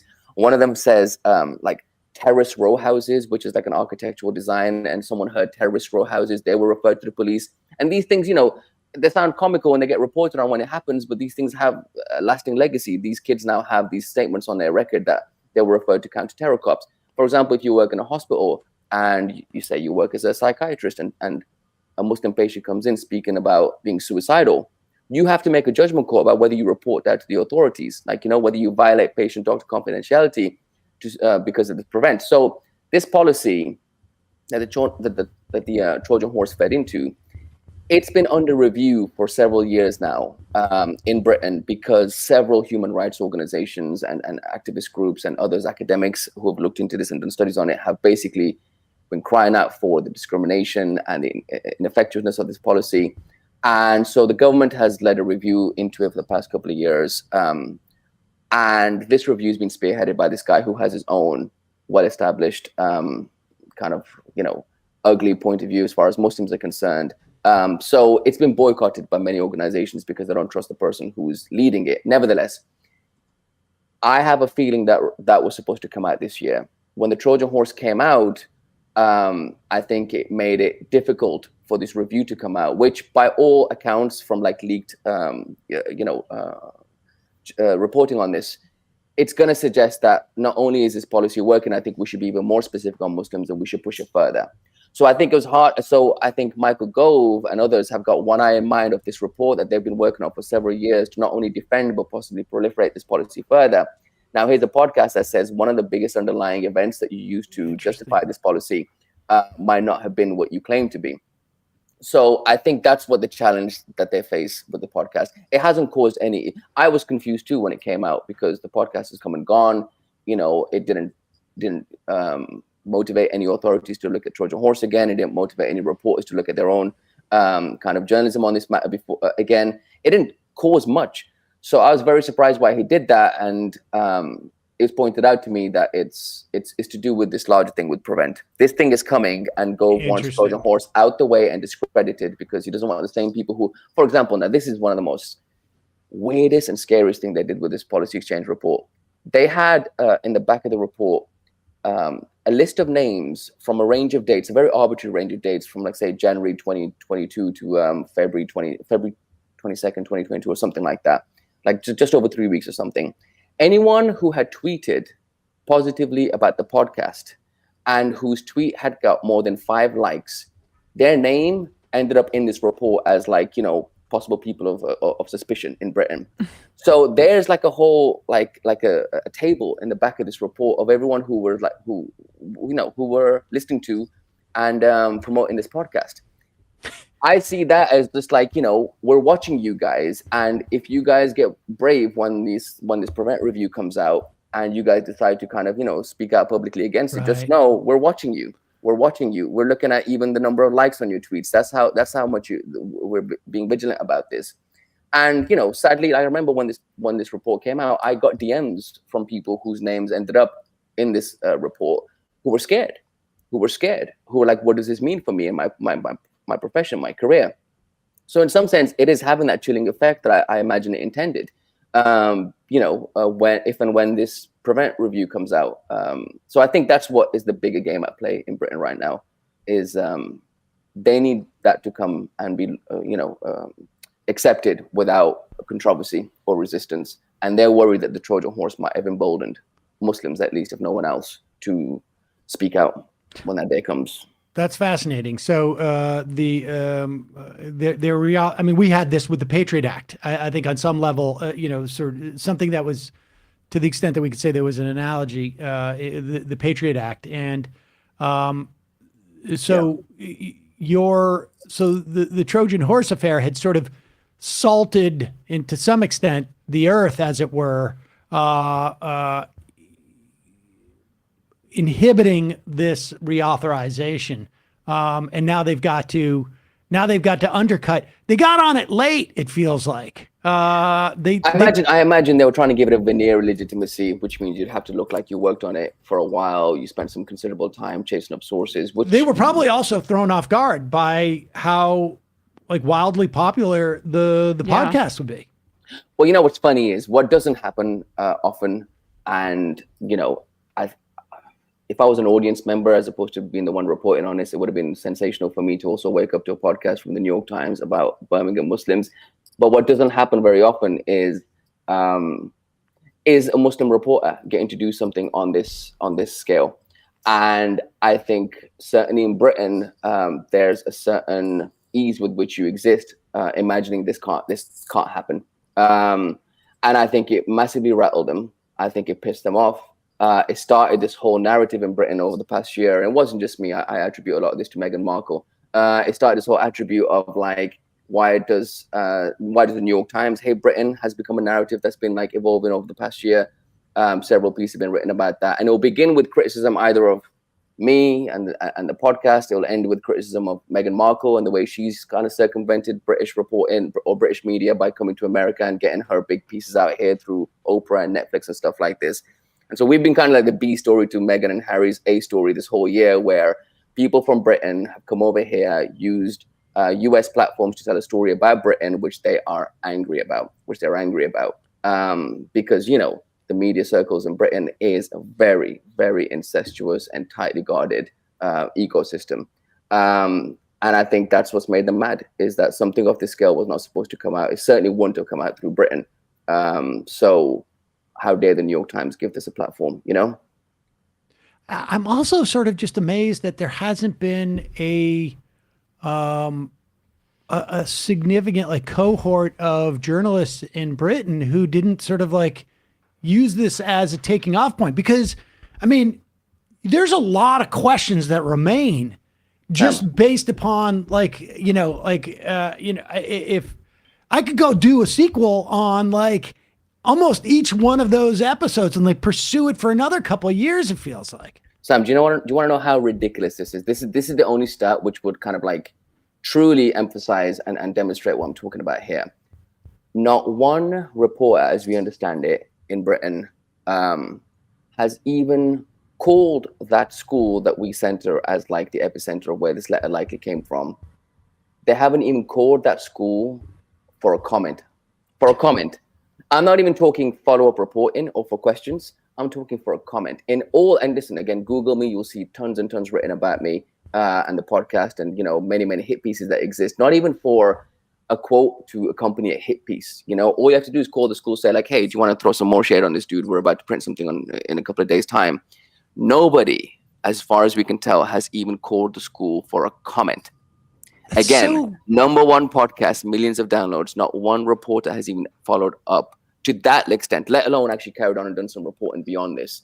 Why remains a total mystery to me. That just feels like a failure of capitalism.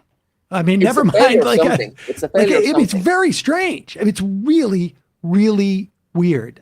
There's none. Have there been journalists who have reached out to you and said the climate's really bad? Obviously, if somebody's writing to attack you and to undercut the credibility of the podcast, I can see why they wouldn't contact the school. It's we don't need to. Why complicate things? But I mean, surely there must be journalists who are like, this is a little weird, and I can, there's a lot of like open field here for me. Has anybody like contacted you and said like it's just the environment's just too bad, like the editors are just like don't get involved with this? I've had numerous private DMs from reporters in Britain and pretty much all the major publications you can think of, newspaper or broadcast news, who've been clear, mate. Amazing podcast. Oh my God, did we fuck this one up? I'm not sure if I'm allowed to swear on this podcast. Did we mess this one up? Blah blah blah. But not one of them, after I've said, "What are you planning on doing something about it?" Have had anything to say. Most of them will just go quiet. They won't even reply to me, or if they do reply, they'll make some excuse about something. But privately, it seems they're all pretty clear about what happened now after they've heard the podcast. But publicly, it remains an absolute taboo topic. Like, you are not allowed to do anything about this. You are not allowed to even pretend to do something about this. Why? I don't know. Is it a mix of nationalism? Because if like that seems to be the through line with the attacks on the Times, that like they hate America, but also mixed with deep Islamophobia and like this understanding that readers wouldn't be interested in this because of like an underlying bigotry.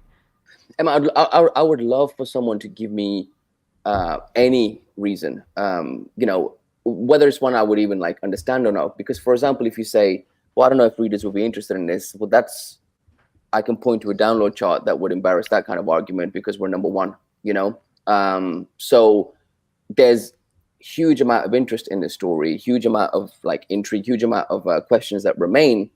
I can only listen when you put out something that has the British media as much in the kind of crosshairs as British politicians and other officials who are involved in this. You are not going to endear yourself to anyone there, and you're not expecting anyone to kind of like do so, to be your ally in this. But there's a basic level of credibility that I thought British media would be keen on maintaining. This was a huge expose that ridiculed them, ridiculed their biggest national reporters, ridiculed their biggest national news organizations, and said these guys did not do their jobs properly. And any effort to try to, I guess, defend yourself, redeem yourself, reassure your readers that we are capable of stuff like this, it wasn't embarked upon. It wasn't even considered. And again, I don't know what damage that has done for them or their standing amongst the British public because I haven't been there. So it's very hard for me to get any read on what people feel about British journalism now. But I think it's clear that British journalism has decided to dig in its heels and double down. And, so long as we stand as one, and it is as one, when I speak about this, I'm not talking about the right-wing papers or like the tabloid papers. I'm talking about The Guardian. I'm talking about the BBC. I'm talking about what you would imagine as places that are keen on maintaining some semblance of integrity and objectivity and whatever.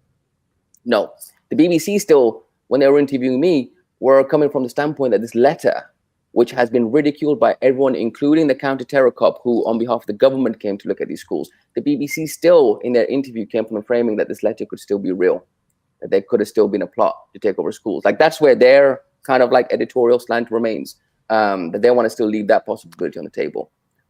It's crazy. It's a crazy space to occupy.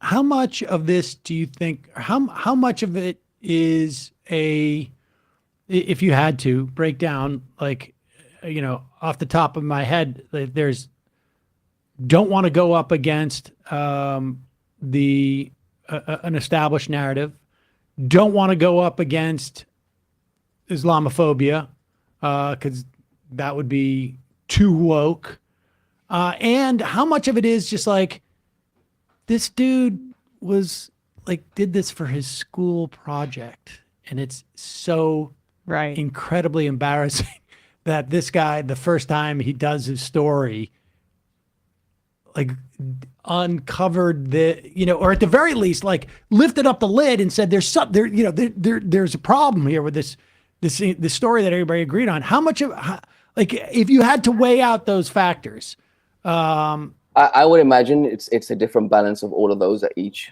publication. I would imagine some publications are like We don't care. We don't care about any stories in which Muslims are redeemed or exonerated in any sense. So we're not going anywhere near that. None of our readers are interested in that. I would imagine some are saying, well, if we're gonna go follow up on this, we're gonna have to kind of answer for a lot of our reporting on this from the time, which was pretty severe and turns out may have been wildly inaccurate. What do we say about that? I don't think there's any publication that remains in Britain, apart from The Guardian, to be fair, because The Guardian did some decent reporting about this when it first broke. In March 2014, The Guardian were clear about this letter. They had speculated about that primary school that I mentioned as the possible origins of this letter. They were onto something at the beginning, and then they seemed to either have lost interest or gone quiet, or maybe just didn't have the resources for the reporters to stay on the story. I was very surprised at the way they handled the podcast, because I thought you of all publications, could come out of this looking decent still. You can point to your early reporting and say, listen, for as long as we remain on the story, we didn't have too many details wrong. We just didn't have the stamina or resources or whatever interest to kind of carry on with this. But I'm glad they have, and now we'll build on this. But The Guardian were actually, or The Observer, which is their Sunday sister paper, they're responsible for one of the most kind of inflammatory and damaging pieces that were written about the Trojan Horse. It was an opinion piece that was written by one of their columnists, and that changed the tenor of the situation in Britain. And for me, I think if there was going to be any clamor for accountability or any hope for that, that piece pretty much derailed that effort, because it mattered that it was The Observer, The Guardian. It mattered that it was that publication, and it mattered that technically this was a lefty columnist that was writing this. Right. This wasn't the Daily Mail or whatever. This was the Observer, Guardian's sister paper, and their columnist saying this is a horrendous podcast and the New York Times should apologize. And I think I don't know how to explain it, but what is funny, and what I keep pointing out to people who I speak to in Britain who have read all this reporting and are now very confused about this podcast. I'm one of the most controversial reporters in Britain now because of all this reporting. At one point, they were speculating about whether my colleague Brian Reed and I should be in jail for reporting on this case. It was crazy. So what I point out to people is, can you point to me one news article that takes issue with any details of our podcast? And I have to explain to people the difference between a news article and an opinion piece. I said, can you point to me any news article in Britain or anywhere in the world that has pointed to an issue with this podcast, or any detail, any fact, any evidence, anything we say in this podcast? Because what you will find is tons of opinion pieces that don't deal with any of our reporting, but generally will either be attacking me as just, fundamentally unfit to tell you the story because I'm a Muslim from Birmingham, or whatever other claims that they will make, or rehashing, old claims from 2014 that we've already reported on and found out that, it was based on misinformation. But no news person has decided to take a news angle and find some issue with this podcast, because they would struggle. They would struggle. So I think that's what the confusion is, that there's a fundamental illiteracy with what journalism is, because people don't know the difference between an opinion piece and a news piece. And when I point out that, can you find me one news piece that has any issue with the podcast, people go silent. They don't know what I'm talking about when I say that. So the ultimate irony is that now London and Birmingham is now a no-go zone for you. A no-go zone for me. All right. So lastly, but this is just based upon there was a really interesting dynamic between you and your co-host Brian Reed, and at one point, I found myself. I remember exactly where I was walking on Flatbush when I was listening to this, where you were talking about you were doing this because you wanted to make a difference. You were hoping the story would make a difference. And he said, "Oh, I don't even think about that, because that's not what this is about. I want a good story." And you were like, basically, what the fuck? And I just remember, I know exactly where I was on Flatbush when I was like, oh my God, what's the point? Why would you do that?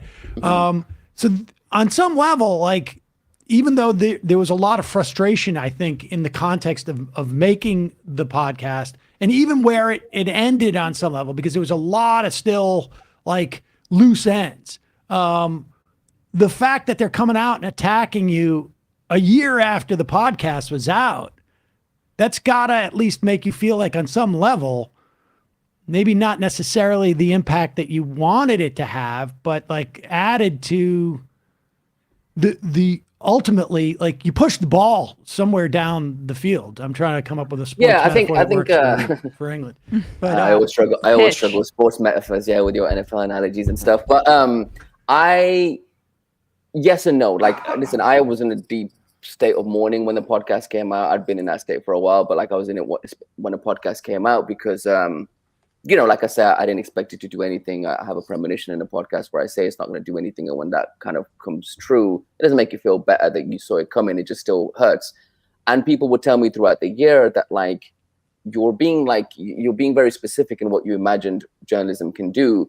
There's a whole tangential benefit that you're not quite appreciating. Like you have to understand what this means for Muslims in general, but certainly British Muslims. Like we've never had this. We've never had a moment where someone has done something of this high profile nature.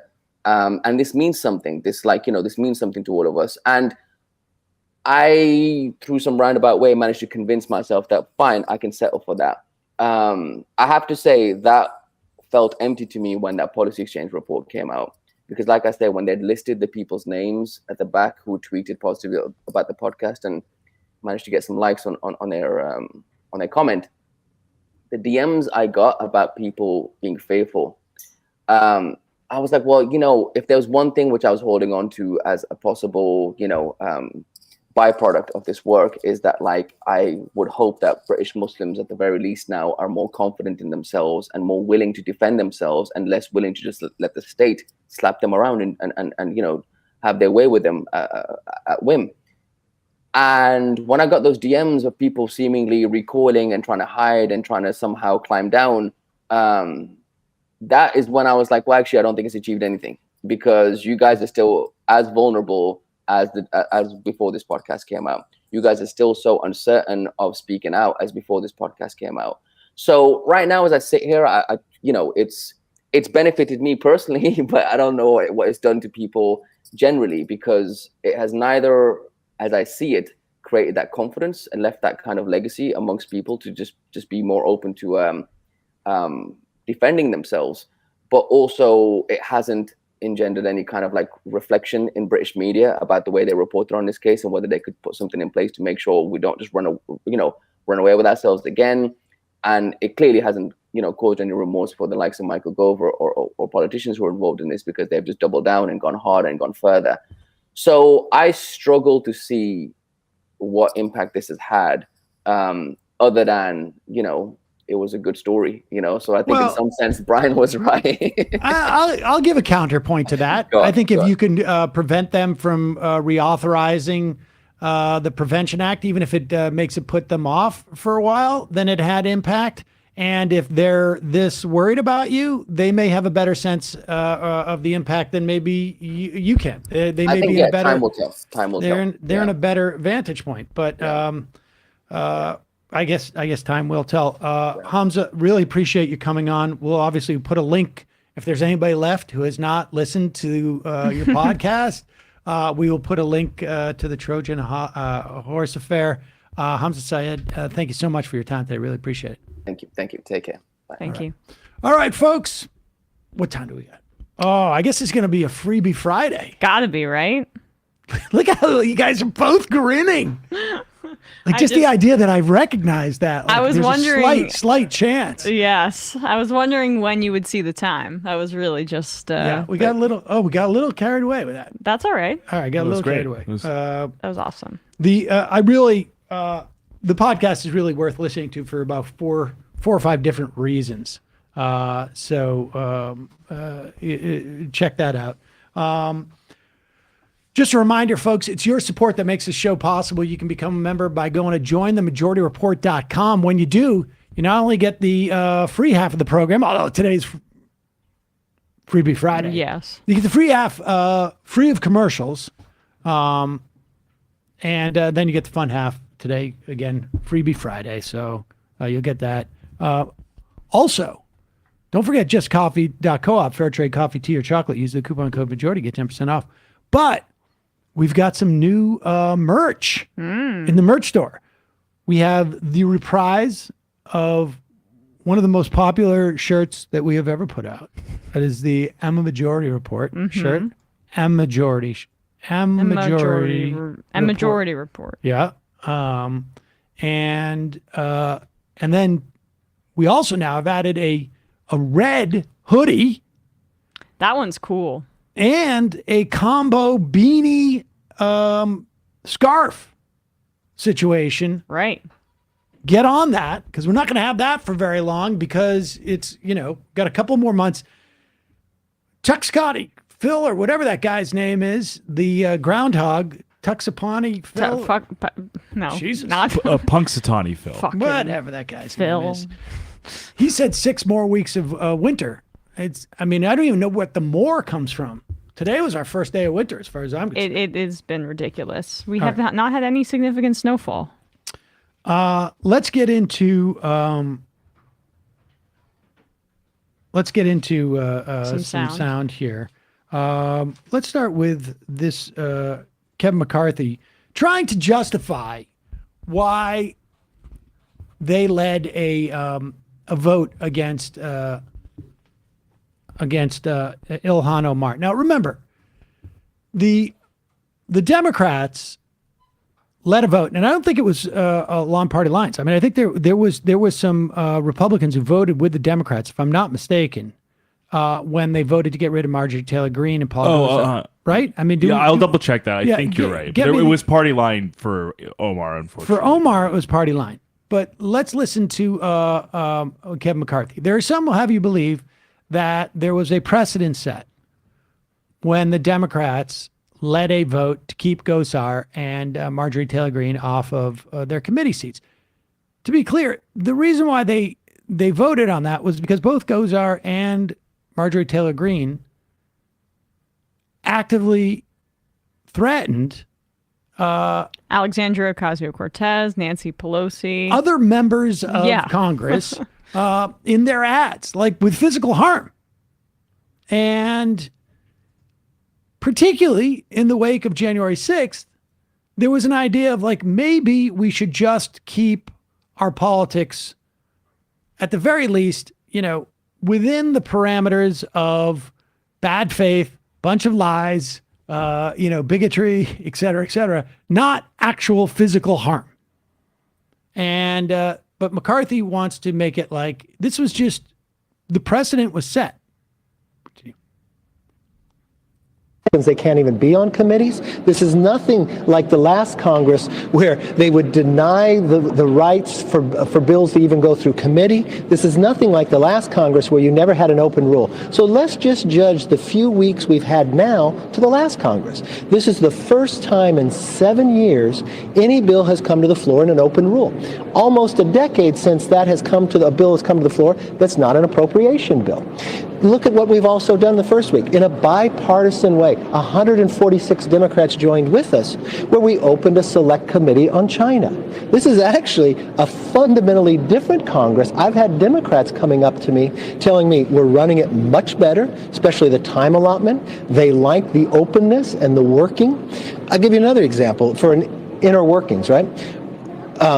There's times that I was going to be given a briefing. I call up the minority leader, take the briefing with me. Because there's ways that I look at the way we were treated in the past, I don't think was right.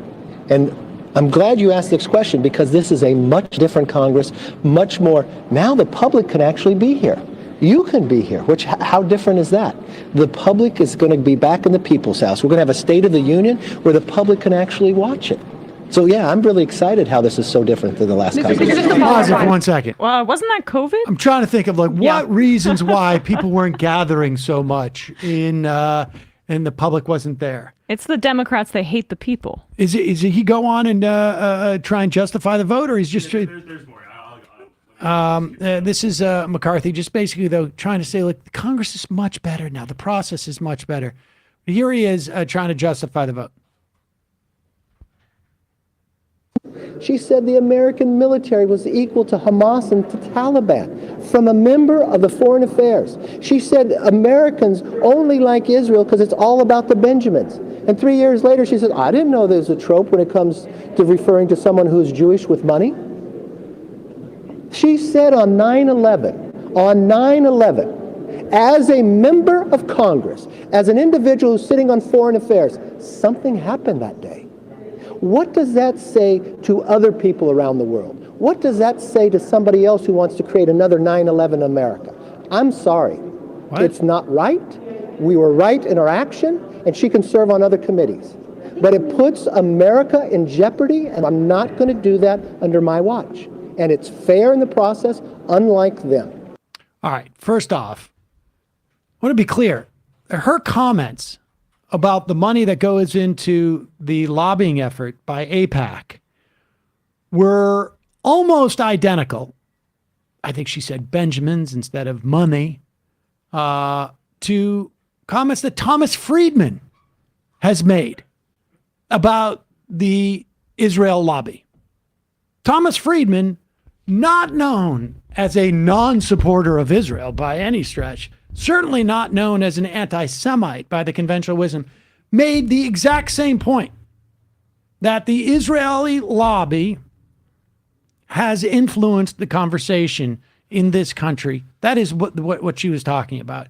There were far more of her Jewish colleagues that stood up in support of her over the past week or two. Yeah. That said a similar thing. The idea that she was endangering the United States. She's been sitting on the Foreign Relations Committee for, what is it now?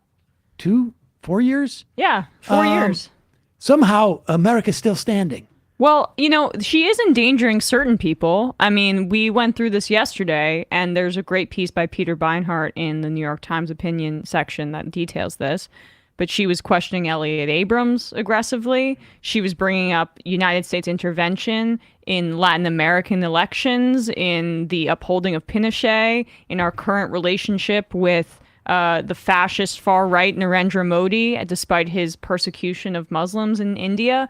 Like, that is the threat that they're talking about. Well, I would argue that the threat that he's talking about is one implying that to have a Muslim person sitting on, supposedly privy to our foreign relations secrets, or at the very least formulating our policy, this is birtherism. Yes. It is the same exact impetus there.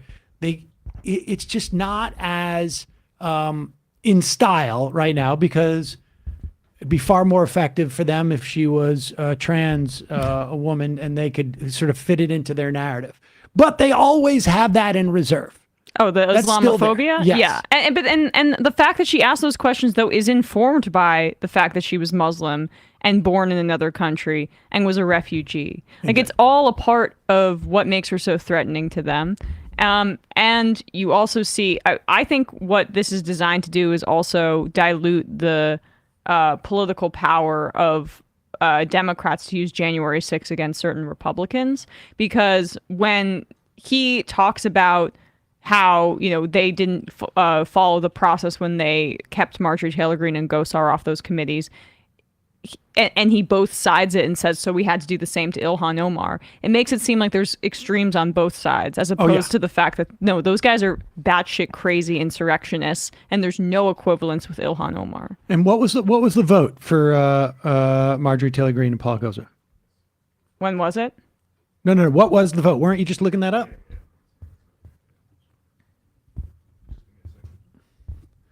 Well, the bottom line is that the arguments that we hear that this is and look, what was it? It was 230-199 with 11 Republicans voting with Democrats to move her from the committee. So by all rules of reporting that we see, this was a bipartisan vote.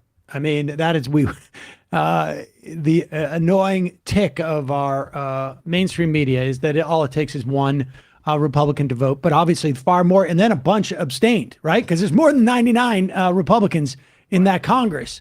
And so you're talking about the abstentions of maybe 100? Like so the difference is that this is purely partisan.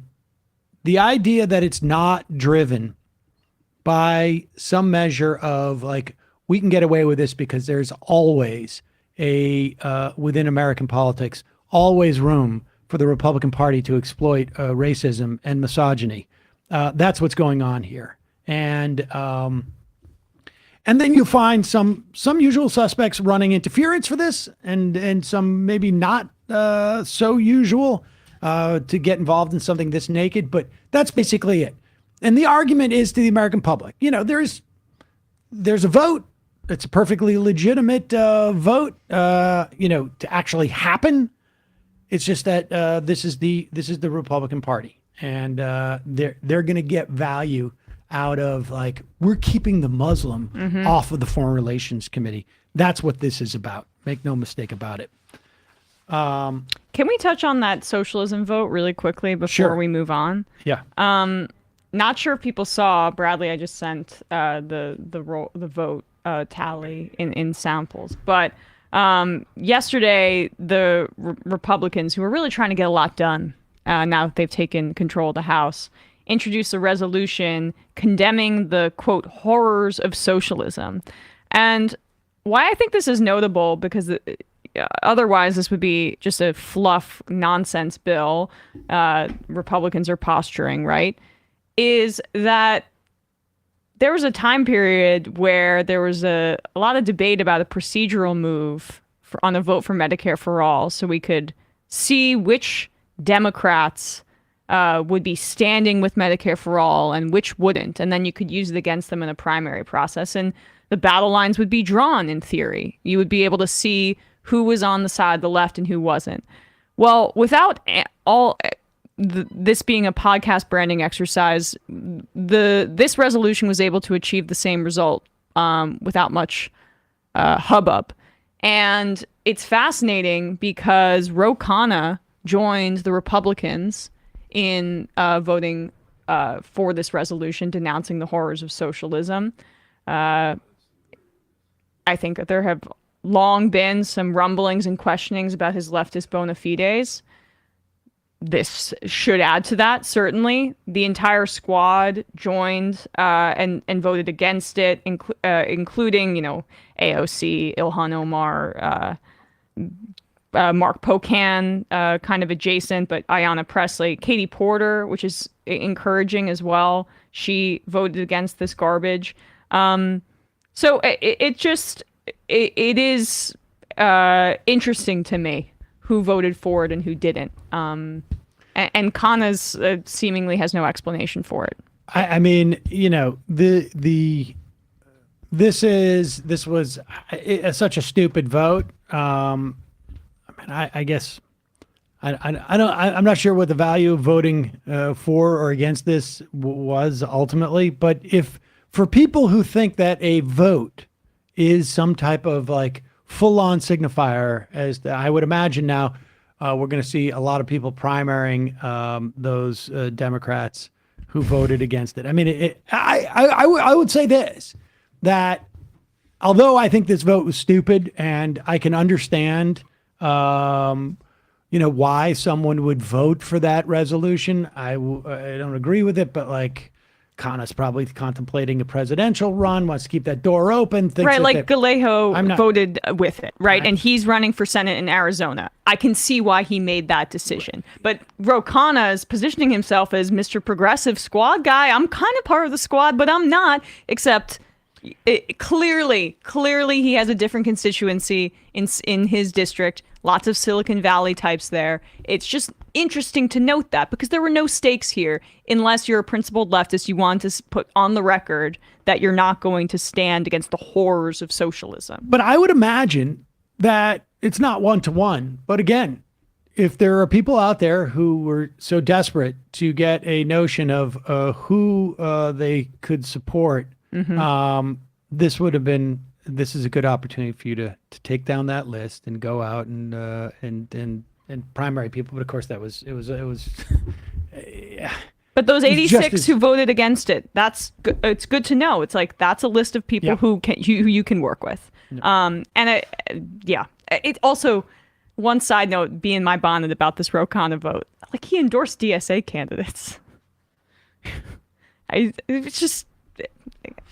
smell opportunist, and I want to flag it for people. That's his thing, though. He's maddening in that way, in that he can on one hand, endorse and promote really, really progressive and decent and good policies, and then also do the exact opposite. And also, he does the same thing with endorsements. If you go down the list of his local endorsement races in California, like he does the right thing, and then he goes and like endorses some random city councilor who's like a complete NIMBY and like same in New York, if I recall. Wants to like privatize the water supply in California, like stuff like that. Right.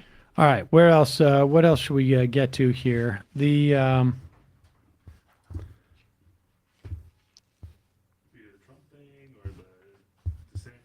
let's do Ben Shapiro having a meltdown about. Oh yeah. Pretty good. Ben Shapiro, it seems to be, floundering around right now. He's got a lot of things on his plate. He was used by Steven Crowder to launch Steven Crowder's new endeavor. He's had to deal with his own employees, sort of promoting some of the most prominent anti-Semites in the country. He's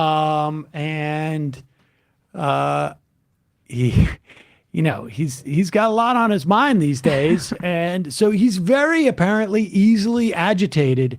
And this one is just what do you do when you've got this, like, all of the, like, oh, we've been outed as, being exploitive, and it raises the concept of even arguing that it wasn't an exploitive offer, undercuts his whole theory of conservative economics because it acknowledges that something could be exploitive.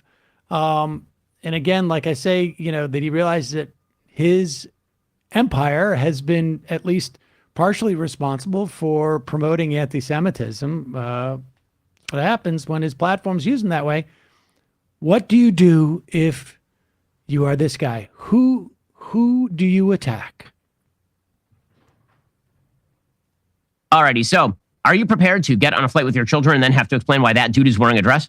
Well, prepare thyself, because apparently this is now a thing. According to the Wall Street Journal, when Tyler Curry joined JetBlue in 2022, he was surprised to learn the airline offered its employees the choice to wear whichever uniform they wanted, regardless of gender. Perhaps he was surprised because that policy is idiotic. That policy is really, really stupid. I will tell you why. Because boys should wear boy clothes and girls should wear girl clothes. I know this is really, really difficult stuff. That doesn't mean the girls can't wear pants. There are such thing as girl pants. But as a general rule, yes, men should wear male clothes and females should wear female clothes. It is bad to deliberately blur the lines between the sexes, and it is particularly bad to expose children to that sort of gender confusion. It's all controversial in today's day and age when you can't come up with a justification according to the left for not just walking around bare-ass naked in public. Seriously, try to do it.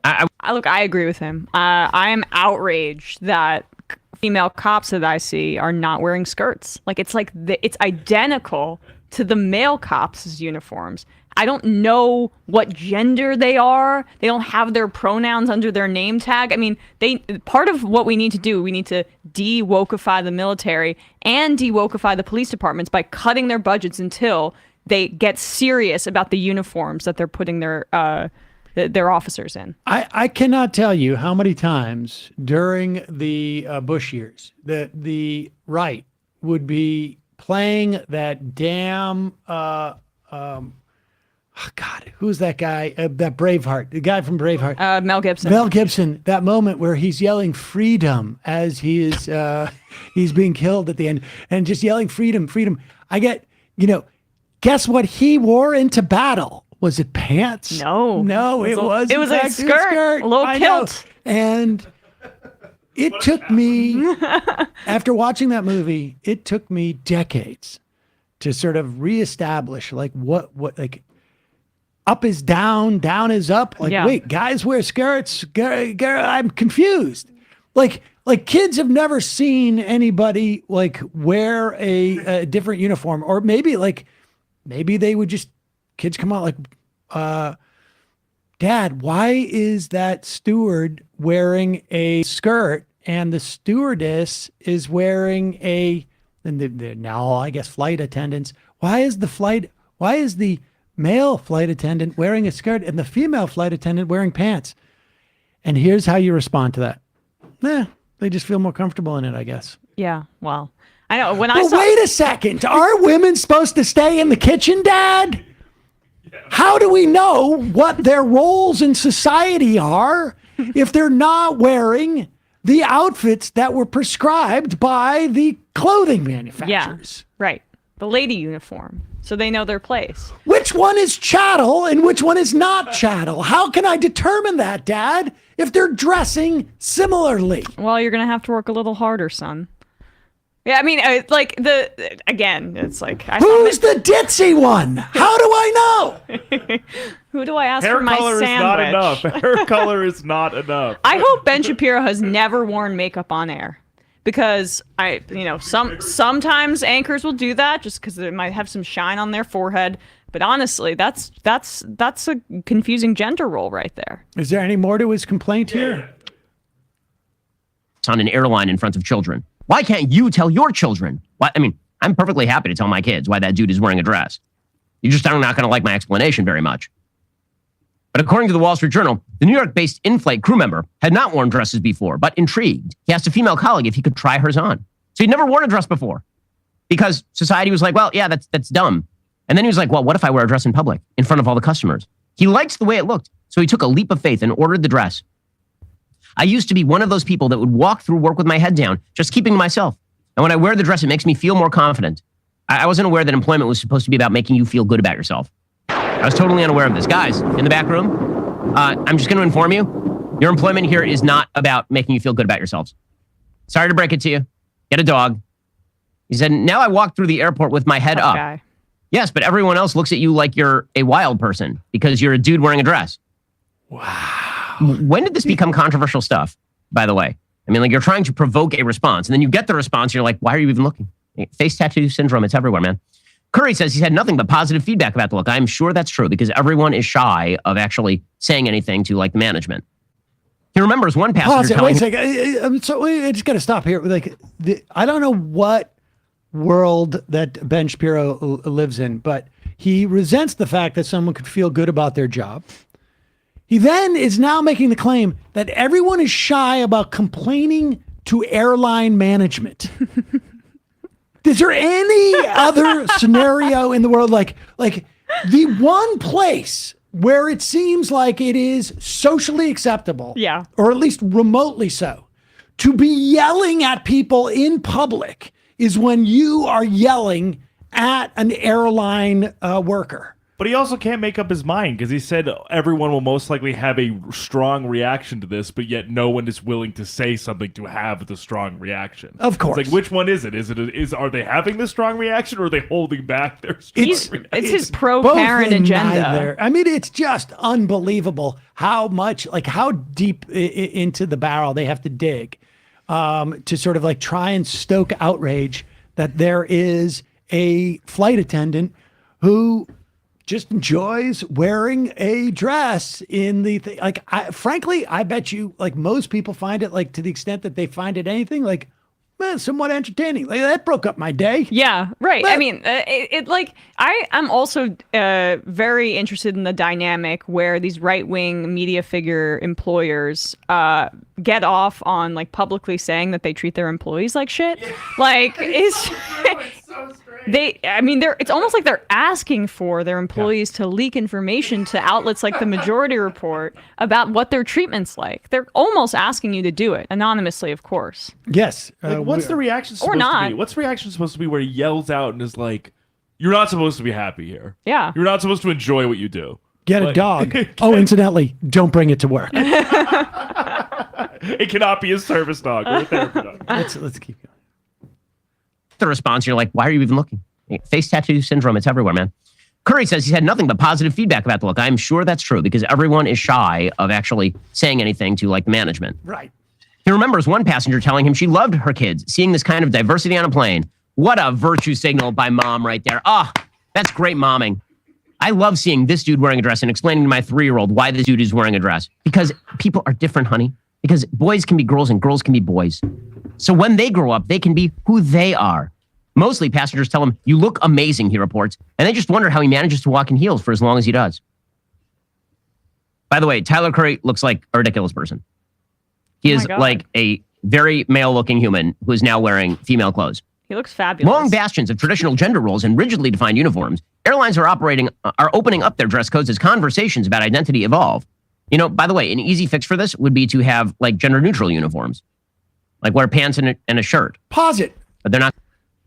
How is it possible to have gender neutral uniforms? How is it possible to have gender neutral uniforms? Right? How is that not confusing? Because to Ben Shapiro, there's only two genders. Right. And they are uniquely defined. But by definition, he says, they are explicitly defined. How could something be gender neutral? How could there be some absence? How could there be something in between? Isn't that what we're being told all the time by him? Yeah. That gender is not fluid in any way. It has clear definitions as to what it is. How can there exist gender neutral uniforms? How is that possible? How is that possible under his rubric? I mean, this is what is so like, I wonder if I know he just finds this all super icky. I mean, but he also finds like parts of like, elements of the woman's anatomy also super icky, as he's talked about in the past. He finds all of this super icky. He's scared. He's scared of a lot of things, but I really do think that he must be just like laboring through this to make this up, because it's one Wall Street Journal article about dress codes for flight attendants. Well, it's a narrative. It's a greater narrative to him, but I mean, he keeps floundering on his own terms, he's no dummy. He knows that his audience wants the hatred, and he'll give it to. It doesn't come as naturally to him as, say, it comes to Matt Walsh or Steven Crowder. Yeah, without a doubt. That's where these guys made their money. Not going to do this. Instead, they would rather keep the gender binary, but allow men to participate in female clothing. So that you have to explain to your kids about all this sort of stuff. Well, I know which airlines not to fly with my kids in the future. For some airlines, this means expanding the uniform policy to allow people of all genders to select whichever uniform kit makes them most. You know what I had to explain? Don't even take him off. Keep him on the screen. What I had to explain to my kid was like, things like, why do they shut the cockpit door when you go on there? Or like, how does a plane stay afloat? I mean, that's, you want to talk about things that are hard to explain to a kid. I don't even know. How is it that this plane doesn't fall? I don't want to talk about that. I wish there was a flight attendant, a guy wearing a dress, so that I didn't have to describe like what it is that's keeping us up in the air right now, because I don't know. Your anxiety's normal. It's about like, I don't want this plane to crash. Exactly. His anxiety is about what the flight attendants are wearing. Go ahead. Again, I'm totally unaware. I can't wait for the Biden administration to do this in the military also. Have dudes wearing skirts in battle. It'd be amazing. In 2021, Mr. Curry's airline, JetBlue, was ahead of the curve in opening up to the uniform, hair, and makeup policy to be gender inclusive, permitting employees to choose any options regardless of their gender. By the way, all of this is due to legal liability issues. You think the heads of the airlines are really interested in you fulfilling your personal dream of wearing lipstick and a dress if you're a dude on the flight? You think they really think it's great for business? Or are they doing that because they know that you will probably try to sue them for gender discrimination or some such bullcrap? In 2022, Alaska Airlines and Virgin Atlantic began allowing all flight crew members to wear whichever uniform they wished, regardless of gender. Incidentally, if what he just said was true, that there was legal liability, it would exist for all airlines, and it wouldn't be one at a time doing it. They would all be subject to this liability, and they would all just do it. But he's just trying to make it seem like it's somehow, nefarious. It's just that they're doing it because at the end of the day, they realize like most normal people don't care. Yeah. And if it makes our employees feel better, then okay, we'll do it. We might not have to increase their wages. That way we don't have to pay them more, maybe. Also, obviously, I'm not a parent myself, so I can't attest to this directly, but I kind of feel like kids would also sort of graft on to the outrage or the feelings or the energy that they're receiving from their parents. Of course. And so I think if your parent is frankly a reactionary freak, that like Shapiro, they will be like, oh, that's something to be upset and angry at because dad is upset and angry about it. Oh. Whereas if you're like, oh, this person's serving me pretzels and a ginger ale on a plane, and you leave it at that, you're not going to see or elicit anything objectionable or controversial about that. Yeah, well, I mean, but I'm sure he's teaching his kids well. The distant left says on the IM, I get the impression Ben Shapiro just doesn't want to talk to his kids. I mean, that's, I mean, there's, I understand that, but that makes him, that actually may have the best explanation. Is there more? Yeah, if you All right, yeah, let's just see. Let's, like, boy, you're really riding this. Introduced badges indicating pronouns. And Canada's WestJet redid its uniforms in 2022 with an eye to gender inclusivity, letting employees choose between Lakes and Rocky Mountain collections instead of women and men. Uniform styles are being redesigned to appear less traditionally gendered. Alaska is developing new gender-neutral uniforms with input from cabin members. In 2021, Iceland's Play Airlines debuted non-gender-specific uniforms like boxy blazers and pants. Pause it. Didn't he just say that he wanted the non-gender uniforms? Well, sometimes his producers don't do the good job of not having read The gender paragraphs you want. He's lazy as hell. Sneakers instead of high heels and brogues. Damn it. Korea's low-cost Aero K airline boasts contemporary-looking pieces for all genders, like diagonal striped tops and navy jackets. I just have a question. When did it become the job of the airlines to make their employees feel good about themselves with their mode of dress? Why doesn't the airline just say, here is what the women wear and here is what the men wear? End of story. And the answer is absolute sheer cowardice. It is ridiculous. And now you've placed the onus on parents to explain why some people are crazy enough to want to wear the clothes of the opposite gender in public as a deliberate attempt to force these sorts of conversations with small children. I mean, it's an attempt to propagandize in favor of gender confusion, obviously. That's the only reason to do this. Obviously. And then when you notice... Obviously, you know, and it really... What's the disappointing thing about this is that the entire trans movement is relying on that one guy and that one airline to wear a skirt to propagandize and force all of these conversations between parents and kids. He's so aggrieved. And that one guy has the responsibility to do the whole thing. And so everybody has to take that one trip that guy works on so that we have these conversations. I mean, it really is the way that they can develop agreement. You'll remember back in, well, you may not. I think it was 2012, was it?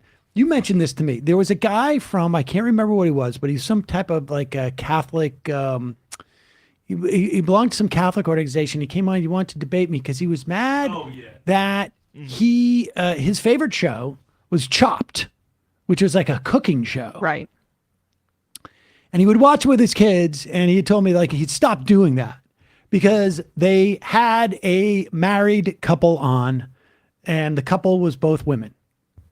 So everything else, except for the fact that it was about gay marriage at that time, exact same sort of like line of argument that Ben Shapiro is now adding. Right. You're imposing on me by existing in that way. Right.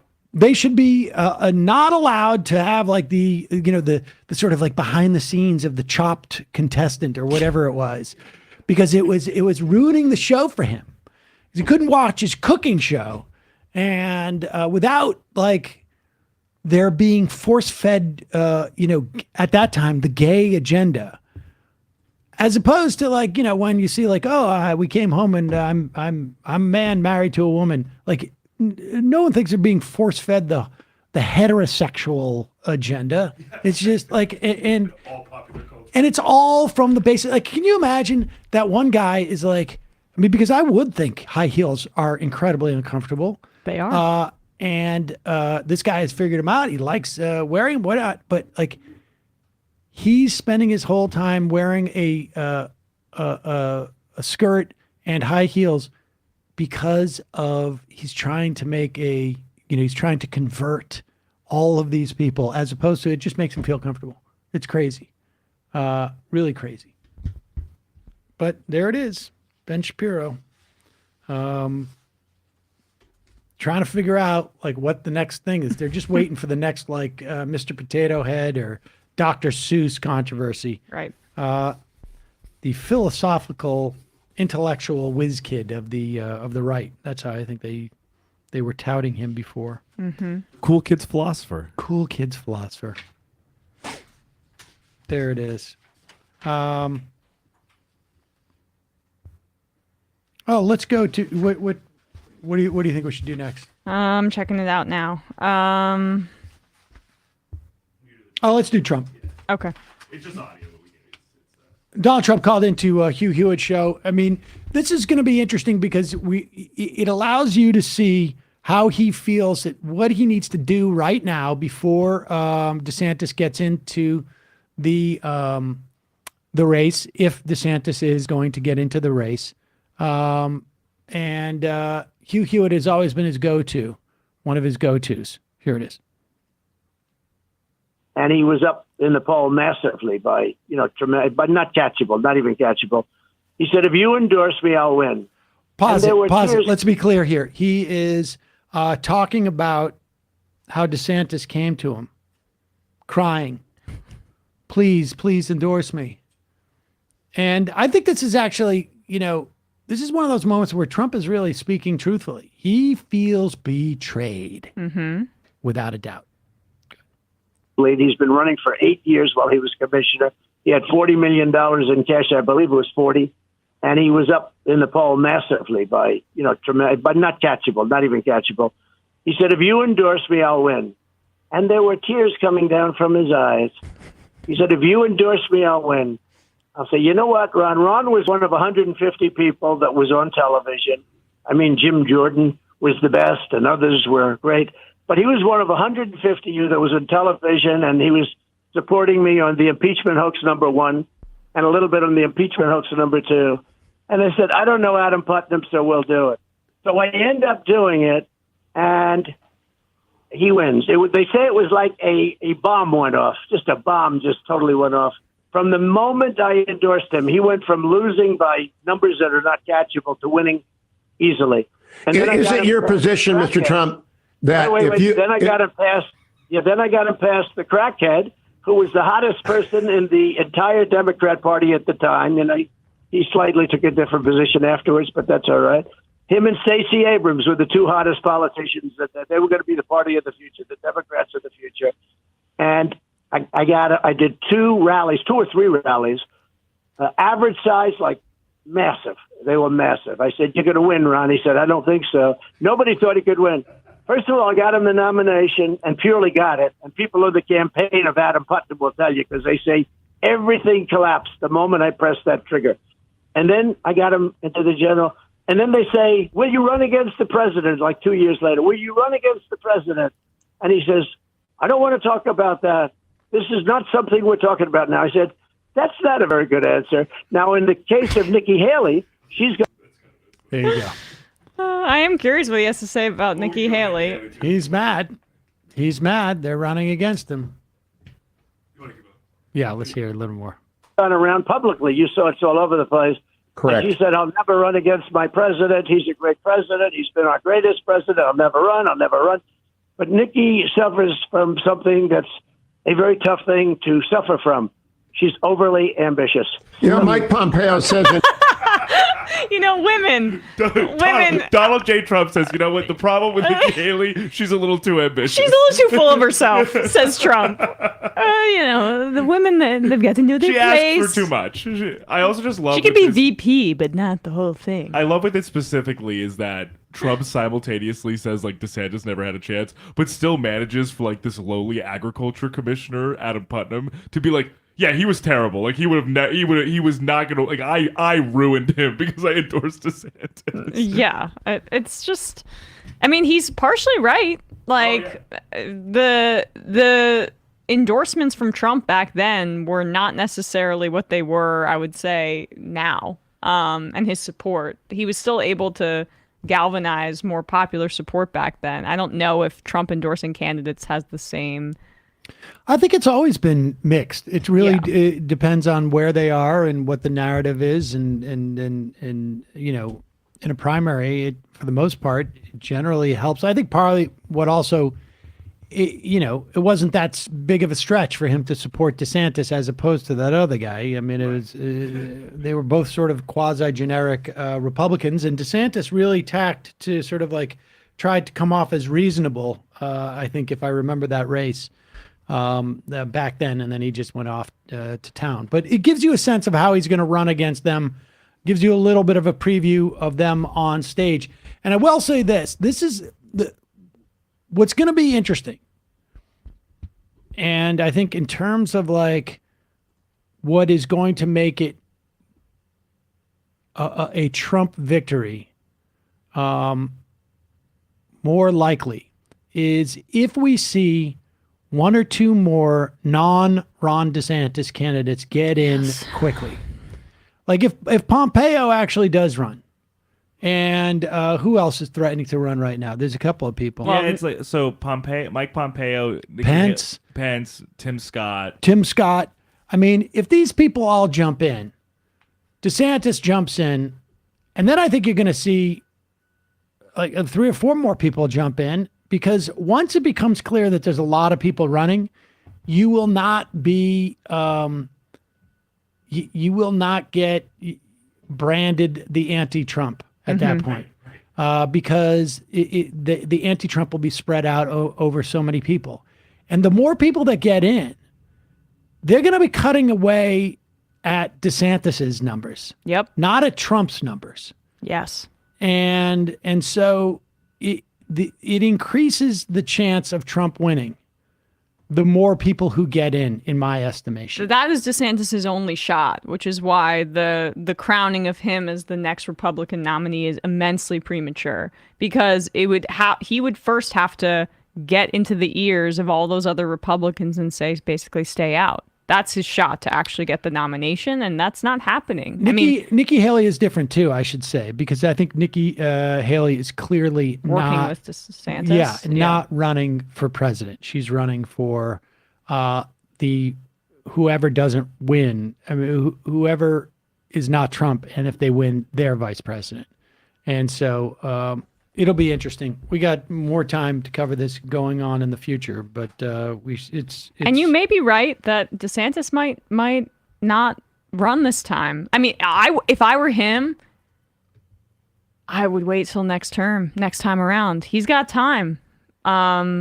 He's like 45. He's really not that old. Yeah, he just got reelected, and Trump might be out of there by then. And also, if Biden runs again and there's like some sort of incumbency advantage, it's despite how old Biden is, it's still difficult to topple an incumbent president. Yep. Sam's Tight Pants calling from 502 area code would love to share LMPD news in light of Tyree Nichols situation. We'll have to do that on Monday. Jenna from St. Louis. Hey, could we get a shofar for the first day of legal recreational weed in Missouri?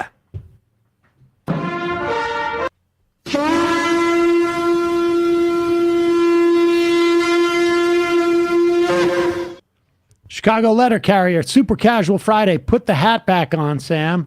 Amy, Anchorman hair? Man shovel. There goes Sam, blaming it's fantastic. Sam's budget Floby cut on his hat. Link, happy casual Friday, folks. Here in Britain, firms working for British Gas have been caught breaking into vulnerable people's homes and forcibly installing prepayment meters. British Gas was a state-owned company, but was privatized by Margaret Thatcher. Also, Australia has announced that they'll not be putting a portrait of Charles III on their new $5 bill. The Australian $5 bills currently feature a portrait of the Queen.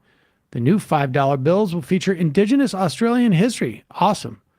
Charles III remains the King of Australia. Mark Monkey. It's worth mentioning that the guy from the airline story isn't even trans, just wants to wear a dress. Indeed. Will Shorts. I'm pleased to announce that Emma Vigeland's famous catchphrase, Hump Day, appears in today's New York Times crossword puzzle with a special treat and intersects with 27 down. Titanium, her favorite film Avatar. Congrats, Emma. How about a shofar? All right. Congrats. Chardonnay socialist. Republicans not being able to come up with an ask isn't new. Remember when John Bonaire skipped a meeting with Obama to hold a press conference about how he wasn't being included in the process? All these idiots ever had was aggrievement and obstruction. Indeed. Toronto David. Toronto is cold AF. Today hitting minus 30 Celsius. Good day to bust out the MR scarf and toque. All right, 5 more. Mr. Morale. Ben Shapiro's version of freedom is an ordered freedom, how things ought to be. In other words, the opposite of freedom. Its policies are so stupid and contradictory. Indeed. Well, his normative values. Well, you know what we heard? What was the book? It was Cowie. Yeah. The Use of Freedom. On Monday. That's what it was. The use of freedom as a mechanism of control. That's what that's the way that Shapiro uses this too. Yeah, like the freedom is an additive. It's like restrictive on others to enhance my freedom, sort of. My freedom is to be free of having to deal with things that I don't that don't comport with society. My vision of what should take place in society. Incidentally, his vision is a theocratic one. Just understand. He wants to impose conservative religious values on all of us. Are human resources companies like PayNW.com meant to further protect companies by outsourcing this part of a company? Apologies for weird question. You know, I just don't know enough about what services they would be getting. I mean, I don't know. Are they just a payroll company or what do they do? I don't know. Gerald from New Orleans. Sam, if you can say exploitation, you can say exploitative. It's literally one syllable's difference. So? So? It doesn't mean I'm going to. Papa Woody. Emma, I think it's a massive problem when legacy media rips off content creators like you. I don't know if you're aware of it, but if you a case against the New York Times, they took your scoop, but didn't even credit you. 42 across. And the crossword today is hump day. Despicable. It just, they're exploiting me. Mina. FTV can shut up now. The vote essentially gave them the answers they want. Josh from Tucson. Fosapani, Phil. Yeah, all right. Melancholy. My question on a plane, when's the damn flight attendant going to clear the aisle so I can go to the bathroom? All right, 3 more. Tower 7. If you slow Shapiro down, he sounds like a stone Sam Harris. Must be acknowledged that Ron DeSantis is Black Lodge John Ritter. Punch Drunk Pulpit. Personally, I would find the Kippah effeminate, but I would never take away Ben's right to wear a suspiciously inconspicuous garment. And the final I am of the day, Boom from Afghanistan. I'm just amazed that Ben said girls can wear pants. I wonder if it's the usable pockets he wants to ban them from having access to. All right. One more. Final I am of the week. Worcester Ice Cats. U.S. Muslims need to bring back the no-go zones. Oh, yeah. Bradley, Emma, Matt, wherever you are, good job this week. See you on Monday. It might take all the strength I got to get to where I want, but I know somehow I'm gonna get there. I wasn't looking when I just got caught between the truth and the light bar, but finding out won't make me feel any better. Yeah, I know the clock is ticking, but the meds are gonna kick in, and my pilot light shining bright. I guess somewhere the choice was made for the option where you don't get paid, for the road that bends before it finally breaks you. I guess I'm